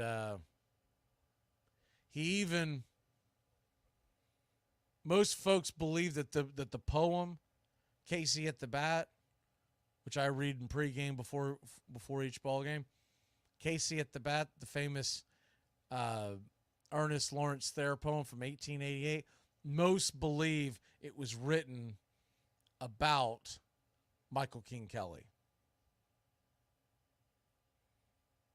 Now, it could have been with Cap Anson. That's the big debate, but Kelly's right there. So that's Michael King Kelly. All right, when we come back, we're going to hit up another one. I wanted to do 5 of these today, but I think I'm only going to get to a fourth one. So we'll be back in a flash here on Braves Country, Once Upon a Pastime series. Don't go anywhere. That's the beauty of baseball. There's no time limit. You have to let the other guy have an opportunity. It's not basketball. We can run the clock out and pass it around, foul each other for the last 3 minutes of the game. We're not running the ball up the middle or taking a knee like it is in football.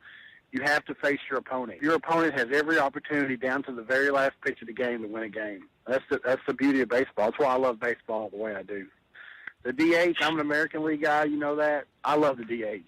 I understand the league people wouldn't want it, and I don't think they should do it in both leagues. Keep it the way it is. What's wrong with the DH?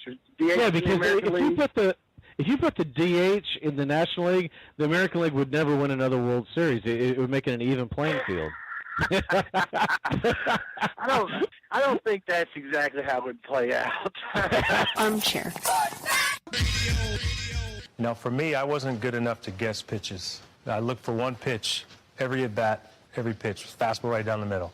Yeah. That's it. As soon as I saw it, I would swing. So I'd look fastball down the middle every single pitch, and my approach was to stay to right center field. One afternoon on the Brooklyn waterfront, a boy named William Cummings, known to his friends as Candy, noticed that he could make a clamshell curve when he hurled it through the air, and began to wonder if he might be able to do the same thing one day with a baseball. In April 1867, now pitching for the Brooklyn Excelsiors, Candy Cummings tried out his new pitch.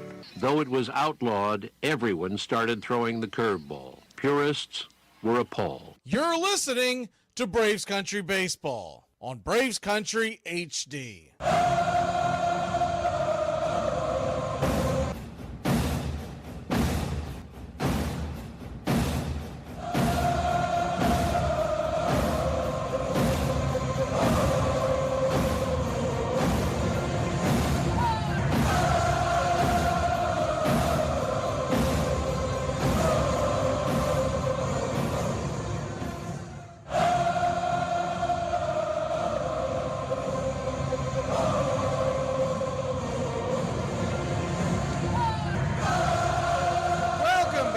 Braves Country. Here on the Once Upon a Pastime series, where we kind of go outside the lines, maybe stay a little in the lines, however you want to look at it. And I thought this would be a good one to finish off with. We're not going to get to a couple of guys, but I'll do that in another one. Couple of the guys that I am planning on doing in the future on this series, covering in this series, is we're going to go over Bob Uecker and his contribution to baseball, along with my favorite player of all time, Rube Waddell, and the stories about him. But I thought Candy Cummings, he gets no love, no look, and for good reason. You folks who love WAR, his career WAR was 36.2. It's not so great. Played 6 years. He was pretty dominant. Played from the age of 23 to the age of 28. And in those 6 years, 145 wins. A 2.42 ERA, which actually back then wasn't great. It was pretty average. Maybe a tad under, but not as like today. If someone left the game with 2.42 ERA, you'd be like, holy crap. But this was literally the dead ball era at the very beginning. I mean, he's playing for the New York Mutuals, the Baltimore Canaries, the Philadelphia Whites. Lord, I don't want to know what that was about. Hartford Dark Blues. I'm joking. The Philadelphia Whites was they often, just like the Reds, they named it after their colored uniform. And then he played for the Dark Blues for twice, and then the Cincinnati Reds. And the Reds, obviously, the Reds were originally the Red Legs because they wore red socks, and they didn't want to be called Red Sox because Boston had grabbed the Red Sox. So, in none of those teams, except for the final one, Cincinnati Reds. And I'm sorry, the Hartford Blues did play in the National League for a short time in 1876, and he was a part of that. So you look at Candy Cummings. He was born in 1848. And he is a guy that, according to legend, created the curveball. I haven't heard a very good argument pointing to someone before him, so I'm going to go with it. You got to understand something about that time period with Candy Cummings. Is he's playing a game right before this time period. So we're talking about the very infancy of professional baseball would have been just before the Civil War, about a decade or so, give or take, depending on your area of the country. New York saw it come into effect. They had competitive teams. I don't know if you want to call them professional teams, but they had competitive teams. New York City is really the birth of what we call baseball today. That took place in going from around the 1840s, 1850s. So Cummings was born in 1848. During that time period, right around that time period, the pitcher was just a part of the game. He was just to lob it in there. Then when it became professional, you wanted to win, then the competitive juices got involved, and eventually folks were like, wait a minute, why am I just lobbing it in there? I'm not throwing it to my guy. If I'm throwing it to, and a lot of teams back then would send their pitcher out to throw their guys. Now, this is the beginning. This is when you'd have, not only were they lobbing in there, sometimes you'd have 20, 30, 40, sometimes 50 people in the outfield colliding into each other. But I'm talking about when you got to what everyone looks at as baseball today, that really hasn't changed in darn near going on 200 years. it's 9 men on the field and you're trying to get the guy out, and that started about 150-ish years ago, give or take. Cummings comes along, and it was just coming out of you're not trying to deceive the batter. And so he comes along, and he is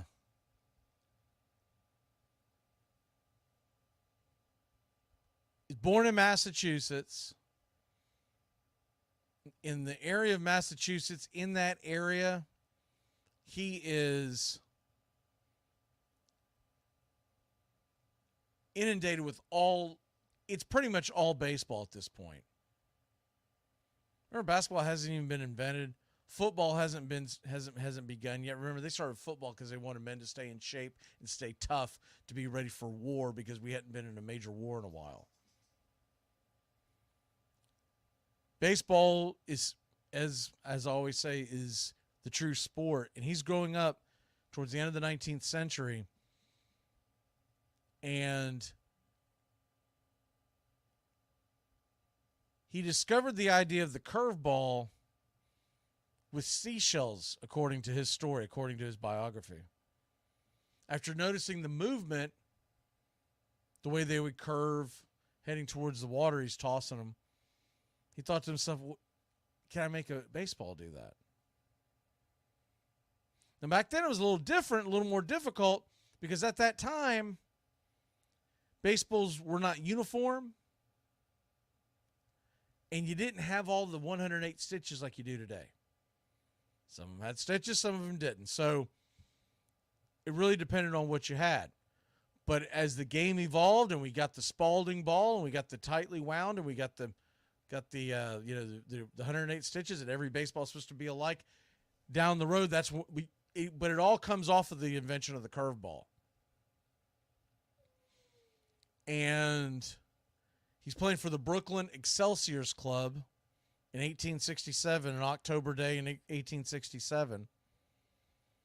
And they're going against the Harvard College team. And he would later say, a surge of joy flooded over me that I never shall forget. I felt like shouting out I had made a ball curve. But I said not a word, and saw many batters throw down their stick in disgust. And so it essentially changed the game of baseball. That was 1867. After that, once you see one guy do it, he's going to like, how's he doing that? Well, guys are going to watch you do it, and they just pick it up. But he essentially invented it. And I think it's an incredible story when you think about, he played 6 years in professional ball. What did he really, why are we talking? Because he invented the curveball, which transformed into every single pitch you can think of to this day that's not named the four-seam fastball. Because before that, guys were just grabbing the ball and chucking it. Now, the beginning of baseball, a lot of them were much smoother, so there wouldn't be as much movement if you tried to do what you do today. But now the different grips of a baseball, the way folks will bring a ball and grip a ball, the way that you would, you got your four seam, you've got your two seam, the way they snap the wrist, you've got the cutter, you've got the, all of these. It all came off of Sandy Cummings, and all of him saying, man, I wonder if I can make a damn seashell do, or make a baseball do what a seashell is doing. And essentially, he did. And I'm sure he was just absolutely shocked that it actually worked. This guy that basically changed baseball stood 5'9", 120 pounds. But he got into the major leagues, and he was out there having people whiffing. Left and right, whiffing. Couldn't make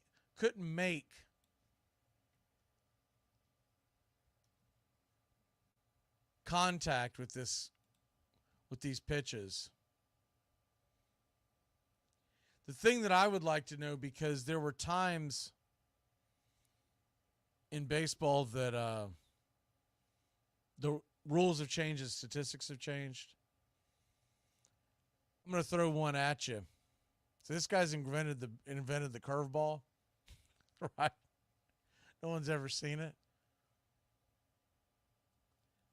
In 1872, no, let's go to 1873. He's already been throwing it a year. Oh no, you know what? Let's do 1872. His first year in the league. He throws 497 pitches. What? Where was his load management? 497 innings. They didn't believe in that old, give him 5 days rest kind of nonsense, right? Where you at, Kodai Senga? With the I can only pitch once a week. Shohei Ohtani, I can only pitch once a week. This guy was pitching once a day. But 497 innings off of 55 games, too. Think about that anyways. 45 strikeouts. And he was known as a strikeout machine. Now, the highest he ever got was in 1875, he had 82 strikeouts. But that was looked upon as an enormous amount of strikeouts at the time. Because people didn't strike out because it was a badge of honor to not strike out. You struck out, you were looked upon as a thumb. Useless. Worthless. What are we doing with you? And so that, to me, is Candy Cummings in a nutshell. The history of baseball. Guys rarely struck out back in those days because they would shorten up the swing and they would do the crossover and just tap the ball, put it in play, and see what can happen. The defenders were nowhere near as talented and skilled as they are today, so if you put the ball in play, you never know. But that's Candy Cummings. And he changed the game of baseball. Guy that nobody talks about, but he changed the game of baseball. Someone would have came up with it, sure. But he did it. Candy Cummings, to me, for that very reason, is a guy that when you look at all his accolades, in 1939, we just talked about how often things happened. I mean, about how the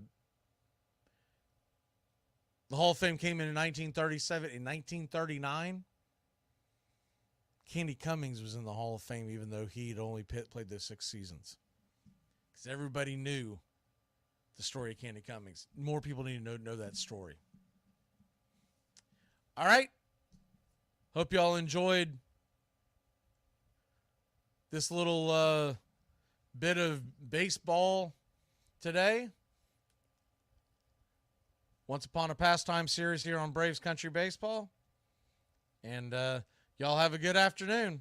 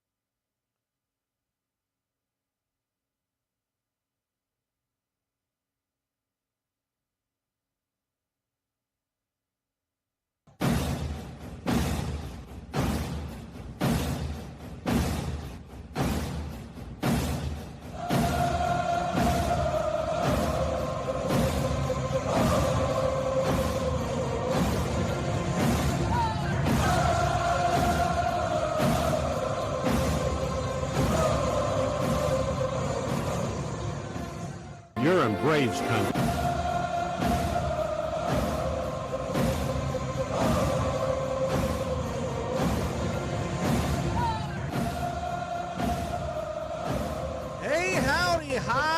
And how the hell are you? Welcome in, Braves Country Radio. Now, even though this is Braves Country Radio, we're going to talk a little more than our typical Atlanta Braves as we continue our Once Upon a Pastime series. And this is the World Series segment that we're doing. And this is Game 3, as we're calling these. We're going to do 7 different parts. So this is Part 3, Game 3 as we're calling it, of our World Series content. And looking forward to this one. Took some time to break down the numbers. And what we're going to do today is talk about, we're going to compile the greatest World Series team of all time. And when I say that, I am referring to, we're going to take the best catcher, the best first baseman, second baseman, on and on and on, and even develop a pitching staff. We're going to do that in this episode, and we're going to talk about their career. This isn't necessarily my favorite players. This isn't necessarily your favorite players. This isn't necessarily the best players to ever have played the game, because you would have had to step up in a big moments. Big moment is not enough. Big moments in the World Series. Now, granted, when you talk about this, we are going to lean with an all-time great over a guy whose career may have been a little meh when it's all said and done. If that's the deciding factor, if you got two guys that were right there neck and neck, we went with the all-timer, the Hall of Famer, right? And so that's where we're at. We do have, let me see, there's at least one current player in there. Actually, 2 technically. I don't believe the second gentleman has officially retired yet. And one of the guys just recently won a World Series. And basically his numbers jump off the absolute page, and it's kind of hard to ignore them. So let's go ahead and do this. Without further ado, let's get into the first baseman of the World Series. You're in Braves country. All-time first baseman.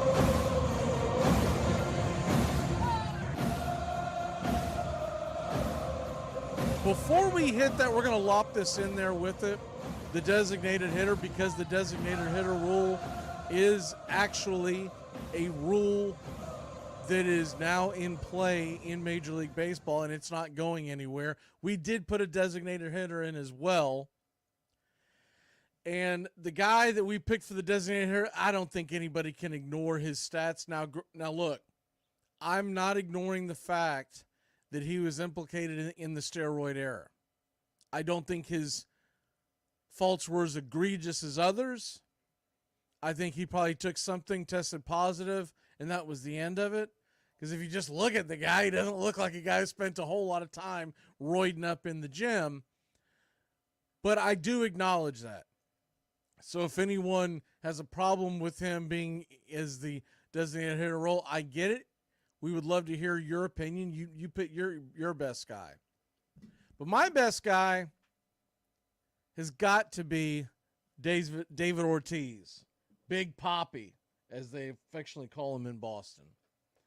And when you look at his overall numbers, David Ortiz, his numbers just cannot be ignored. His career was phenomenal across the board, but who had better big-time moments in the postseason than David Ortiz? David Ortiz, his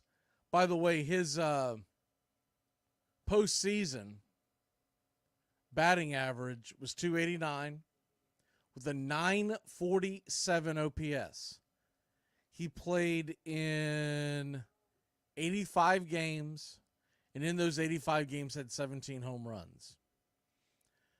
So when you really look at it, David Ortiz didn't have an extraordinary career per se in the postseason, but man, did he step in big moments in the World Series.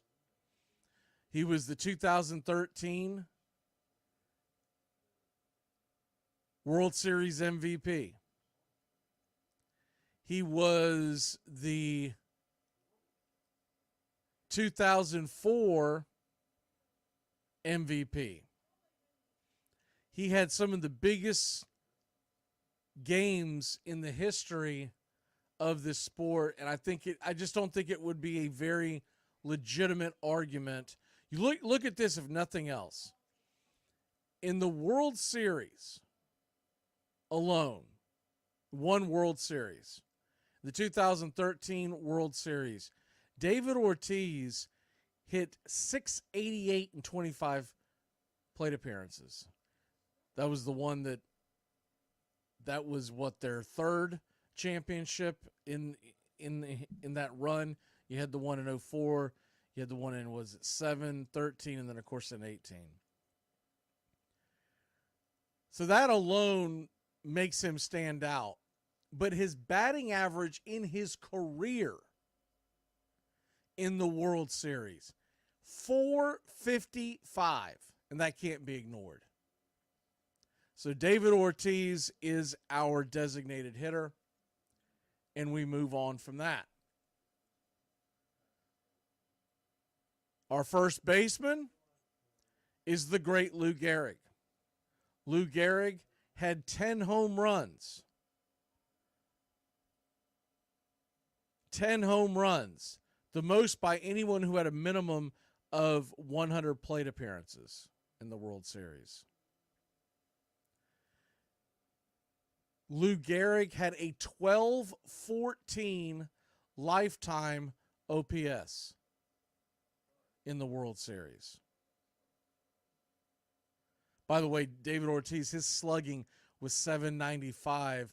That was good enough for 6th all time.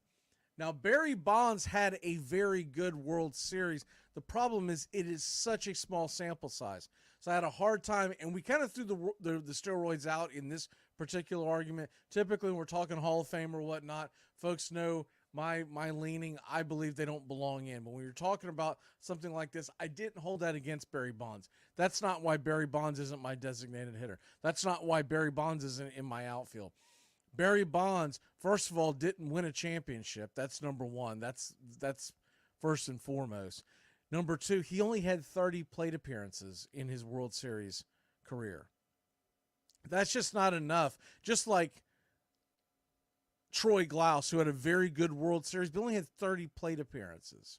Willie Aikens had an 1,100 slugging percentage. 1,100. But he only had 26 plate appearances. Amos Otis, 957. So, really difficult to put them in.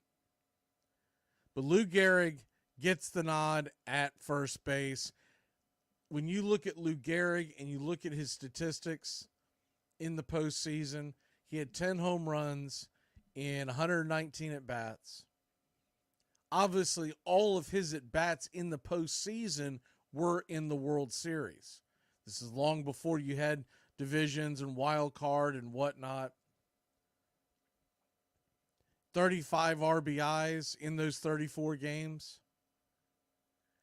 And he had an OPS of what, 11, just over 1,200, 1,214 to be exact.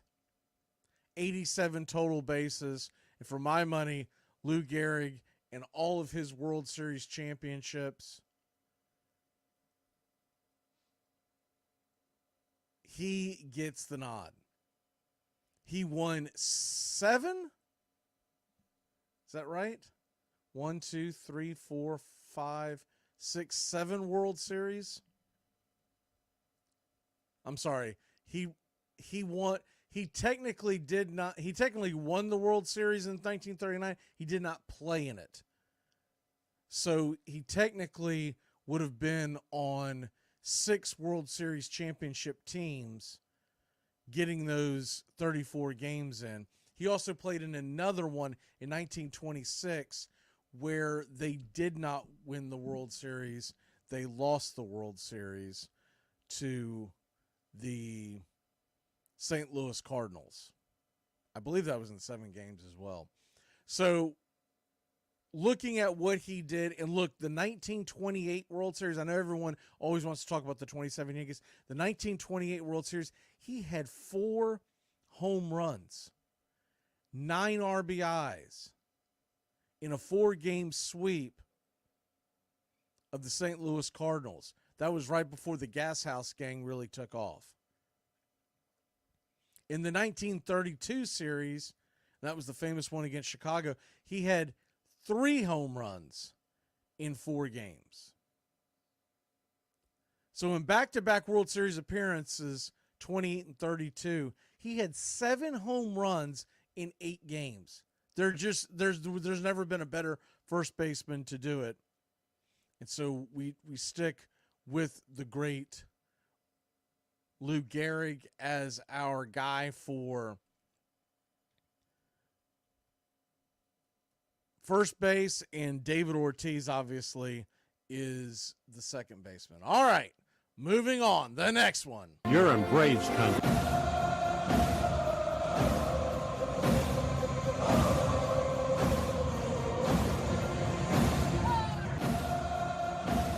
All right, the next one, we're going to second base. And with second base, there were a lot of really good candidates. And I know some of the newer folks would probably lean, I'm going to guess a lot of folks would want to see Jose Altuve, and he gets a nod as a secondary. He'd be my first second baseman off the bench. I'll put it that way. But honestly, I took a couple of things into consideration. A, the guy we gave it to was an absolute legend in the World Series. And he did it the right way.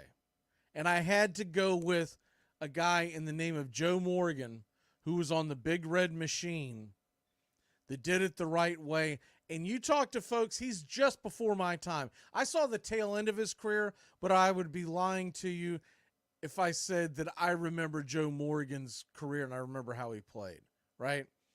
That's not the case.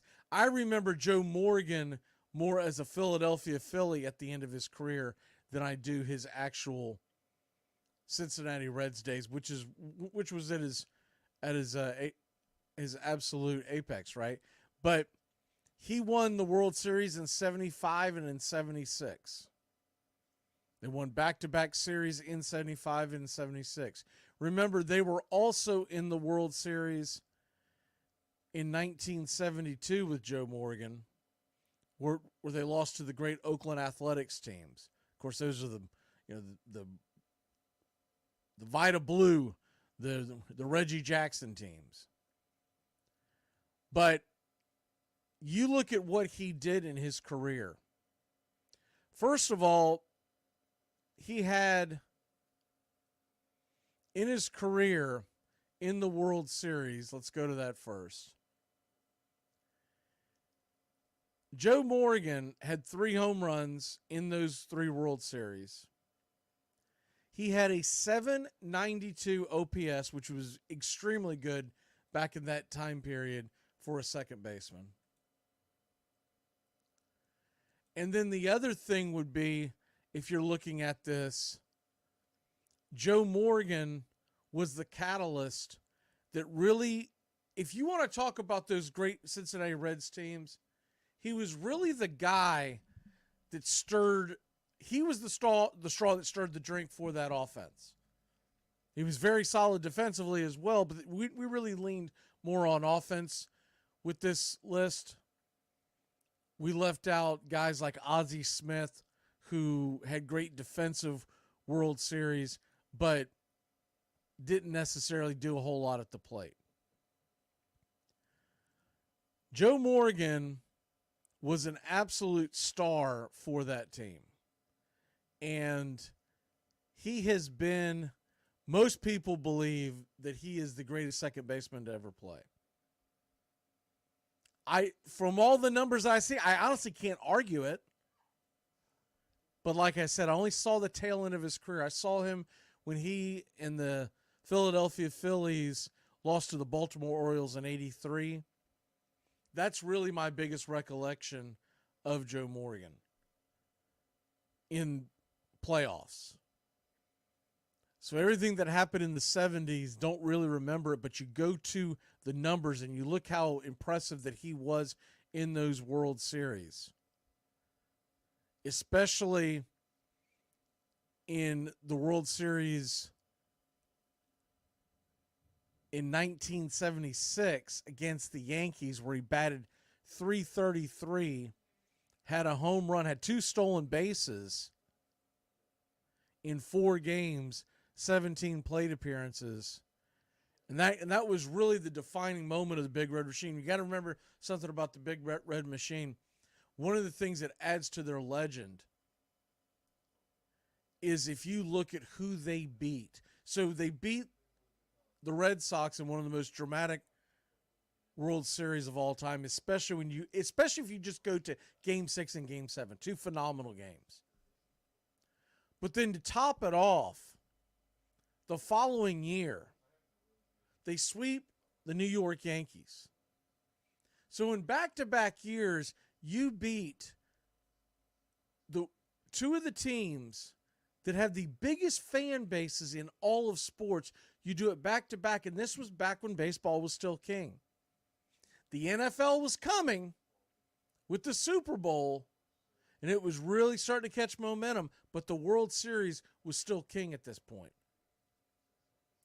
And the fact that he did it on the biggest of stages really lends to who he was as a player. The great Joe Morgan is our second baseman. And I don't think a lot of folks would argue with that. Like I said, we'll put an asterisk on Altuve and have him first, second baseman, first infielder off the bench. But because of the cheating, I've got to lend it to Joe Morgan. You can't just look away from the fact that he knew what kind of pitch was coming in a lot of his early at-bats. But that's not why we left Altuve off. We left Altuve off because Joe Morgan is just an all-time great. And, of course, has the 2 legitimate World Series championships to prove it. All right. The next guy here on the list.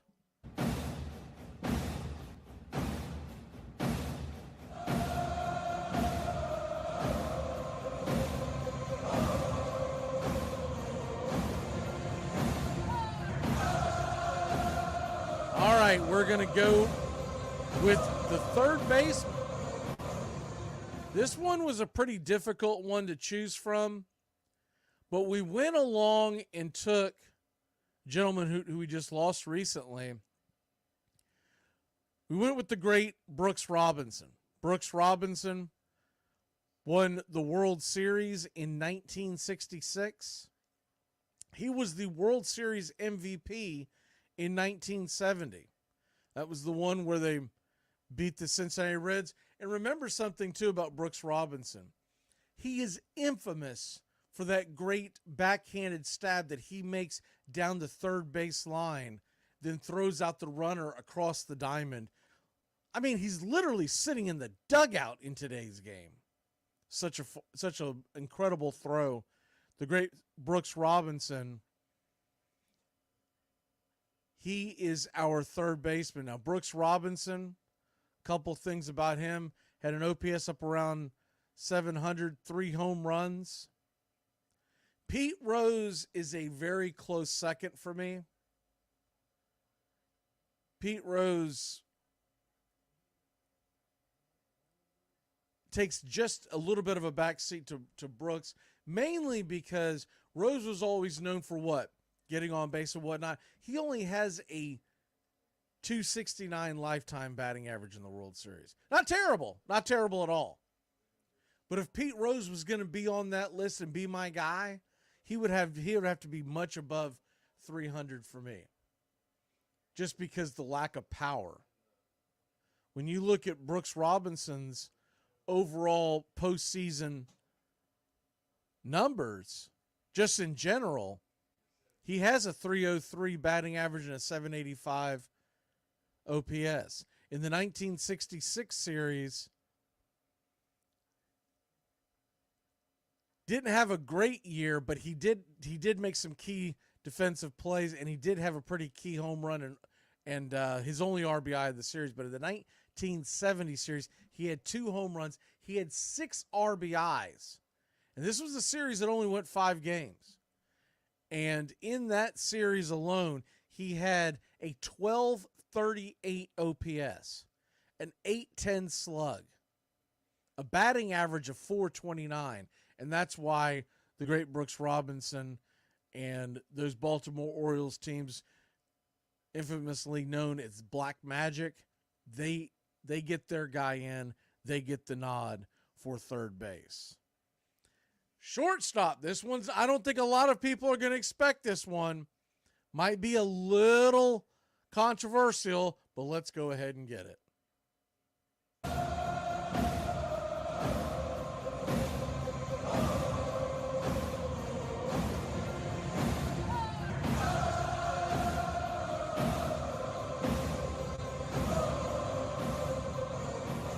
All right, I think the guy that everybody would want to put on here, would probably put on here, would be Derek Jeter. Derek Jeter, you just look at his overall numbers, and he was phenomenal in the postseason. Derek Jeter in the postseason batted .308 lifetime with an OPS of 838, much higher than his career numbers. Derek Jeter in 158 games, but remember, he played in an era where we started getting the expanded playoffs or whatnot, but nonetheless, played in 158 games, and in those 158 games, he had 20 home runs. He had 61 RBI throughout the postseason. And I think we'll always remember him for some of the just dramatic hits that he had. But looking at the World Series, and this is why he's going to get the nod as the first shortstop off the bench for me. And you could make the argument, and it's a fair argument, that you would put him in first. But when I get to the next guy's numbers, you'll understand why I'm leaning towards him. Derek Jeter in the 96 series didn't have a great series. Hit .250, had an OPS of 650, nothing spectacular. Now in the 98 series, he made up for that with an 803 OPS, 353 batting average, but only 1 RBI. In the 99 series, remember that was a short one as well, because the 98 and 99 series, they swept both of them. 801 OPS, 353 batting average. And then in the 2000 series, even though they lost this series, listen to this. He hit .409 in that series, 1344 OPS, had 2 home runs, though they lost the series. I'm sorry, the 2000 series, they won that series. That was the one against the Mets. I was thinking of the 2001 World Series. 2001 World Series, where they lose against Arizona, he had a bad World Series. He hit 148. I had those flip-flopped. He hit 148 in the 2001 series, 438 OPS, just abysmal at the plate. So the 2000 series against the Mets, scorching hot, won the MVP. 2001 series fell flat. You get to the 2009 series, and he once again has a very good series. I think he would have won the MVP of the World Series that year, but you had a couple other guys that were just scalding hot. This is the one where they beat Philadelphia in 6. He had a .407 batting average, a .947 OPS, phenomenal World Series. With all that being said, and you can easily make the argument that he should be the number 1 guy. But then I looked at this guy's numbers, and these are the ones that just absolutely jumped off the board for me. Now, he doesn't have as big of a litmus test, big of a sample size. He's only been in 2 quote-unquote World Series. Realistically, only one really counted. But I did not take that away from his numbers. Corey Seager has won 2 World Series MVPs. Now, granted, one of them was the bubble ship, and though we always put an asterisk on it, you can't take away what he personally did. So let's go to the 2020 World Series. Against the Tampa Bay Rays, who, let's be honest, always has a phenomenal offense. And he won the NLCS MVP in 2020 as well. So getting back-to-back MVP awards, even though they were in a bubble, it's still an impressive feat what Corey Seager did. In the 2020 NLCS, he had a .310 batting average and a .1230 OPS. 5 home runs in that NLCS against the Atlanta Braves. Then they take it to the World Series against Tampa Bay. He hits .400 with a .1256 OPS. He had 2 home runs. In 13 games in the World Series, in 13 games in 2020 is what I meant to say. In 13 games in 2020, Corey Seager had 7 home runs. Corey Seager had 16 RBI. You go to the 2023 World Series, and the batting average wasn't as impressive. He hit .286, but the OPS was .1137. He had 3 home runs. 3 home runs in 5 games. 6 RBI. Won the MVP once again. So if you look at the 2 World Series, he's played in 11 World Series games, and he has hit 8 home runs. He has also accounted for, not 8 home runs in the World Series. He has accounted for 5 home runs. I was looking back at the NLCS. 5 home runs, along with, if you count the 2023 and 2020 Championship Series and World Series, listen to these numbers. And though we built this all off of the World Series, but listen to these numbers. This is a guy stepping up in big moments. He's had, 7 to 12 home runs in the 2020 NLCS and World Series, and the 2023 ALCS and World Series. That is unbelievable. So that's why Corey Seager goes to the top of the board. And the fact that he's won 2 MVPs really steps out. Now, you can make the argument, and I honestly can't push a whole lot back on putting Derek Jeter there. But Corey Seager's not done. And Corey Seager, when he's had his opportunities, he gives you more pop in that bat. So there we have that. All right. Time to go to the outfield.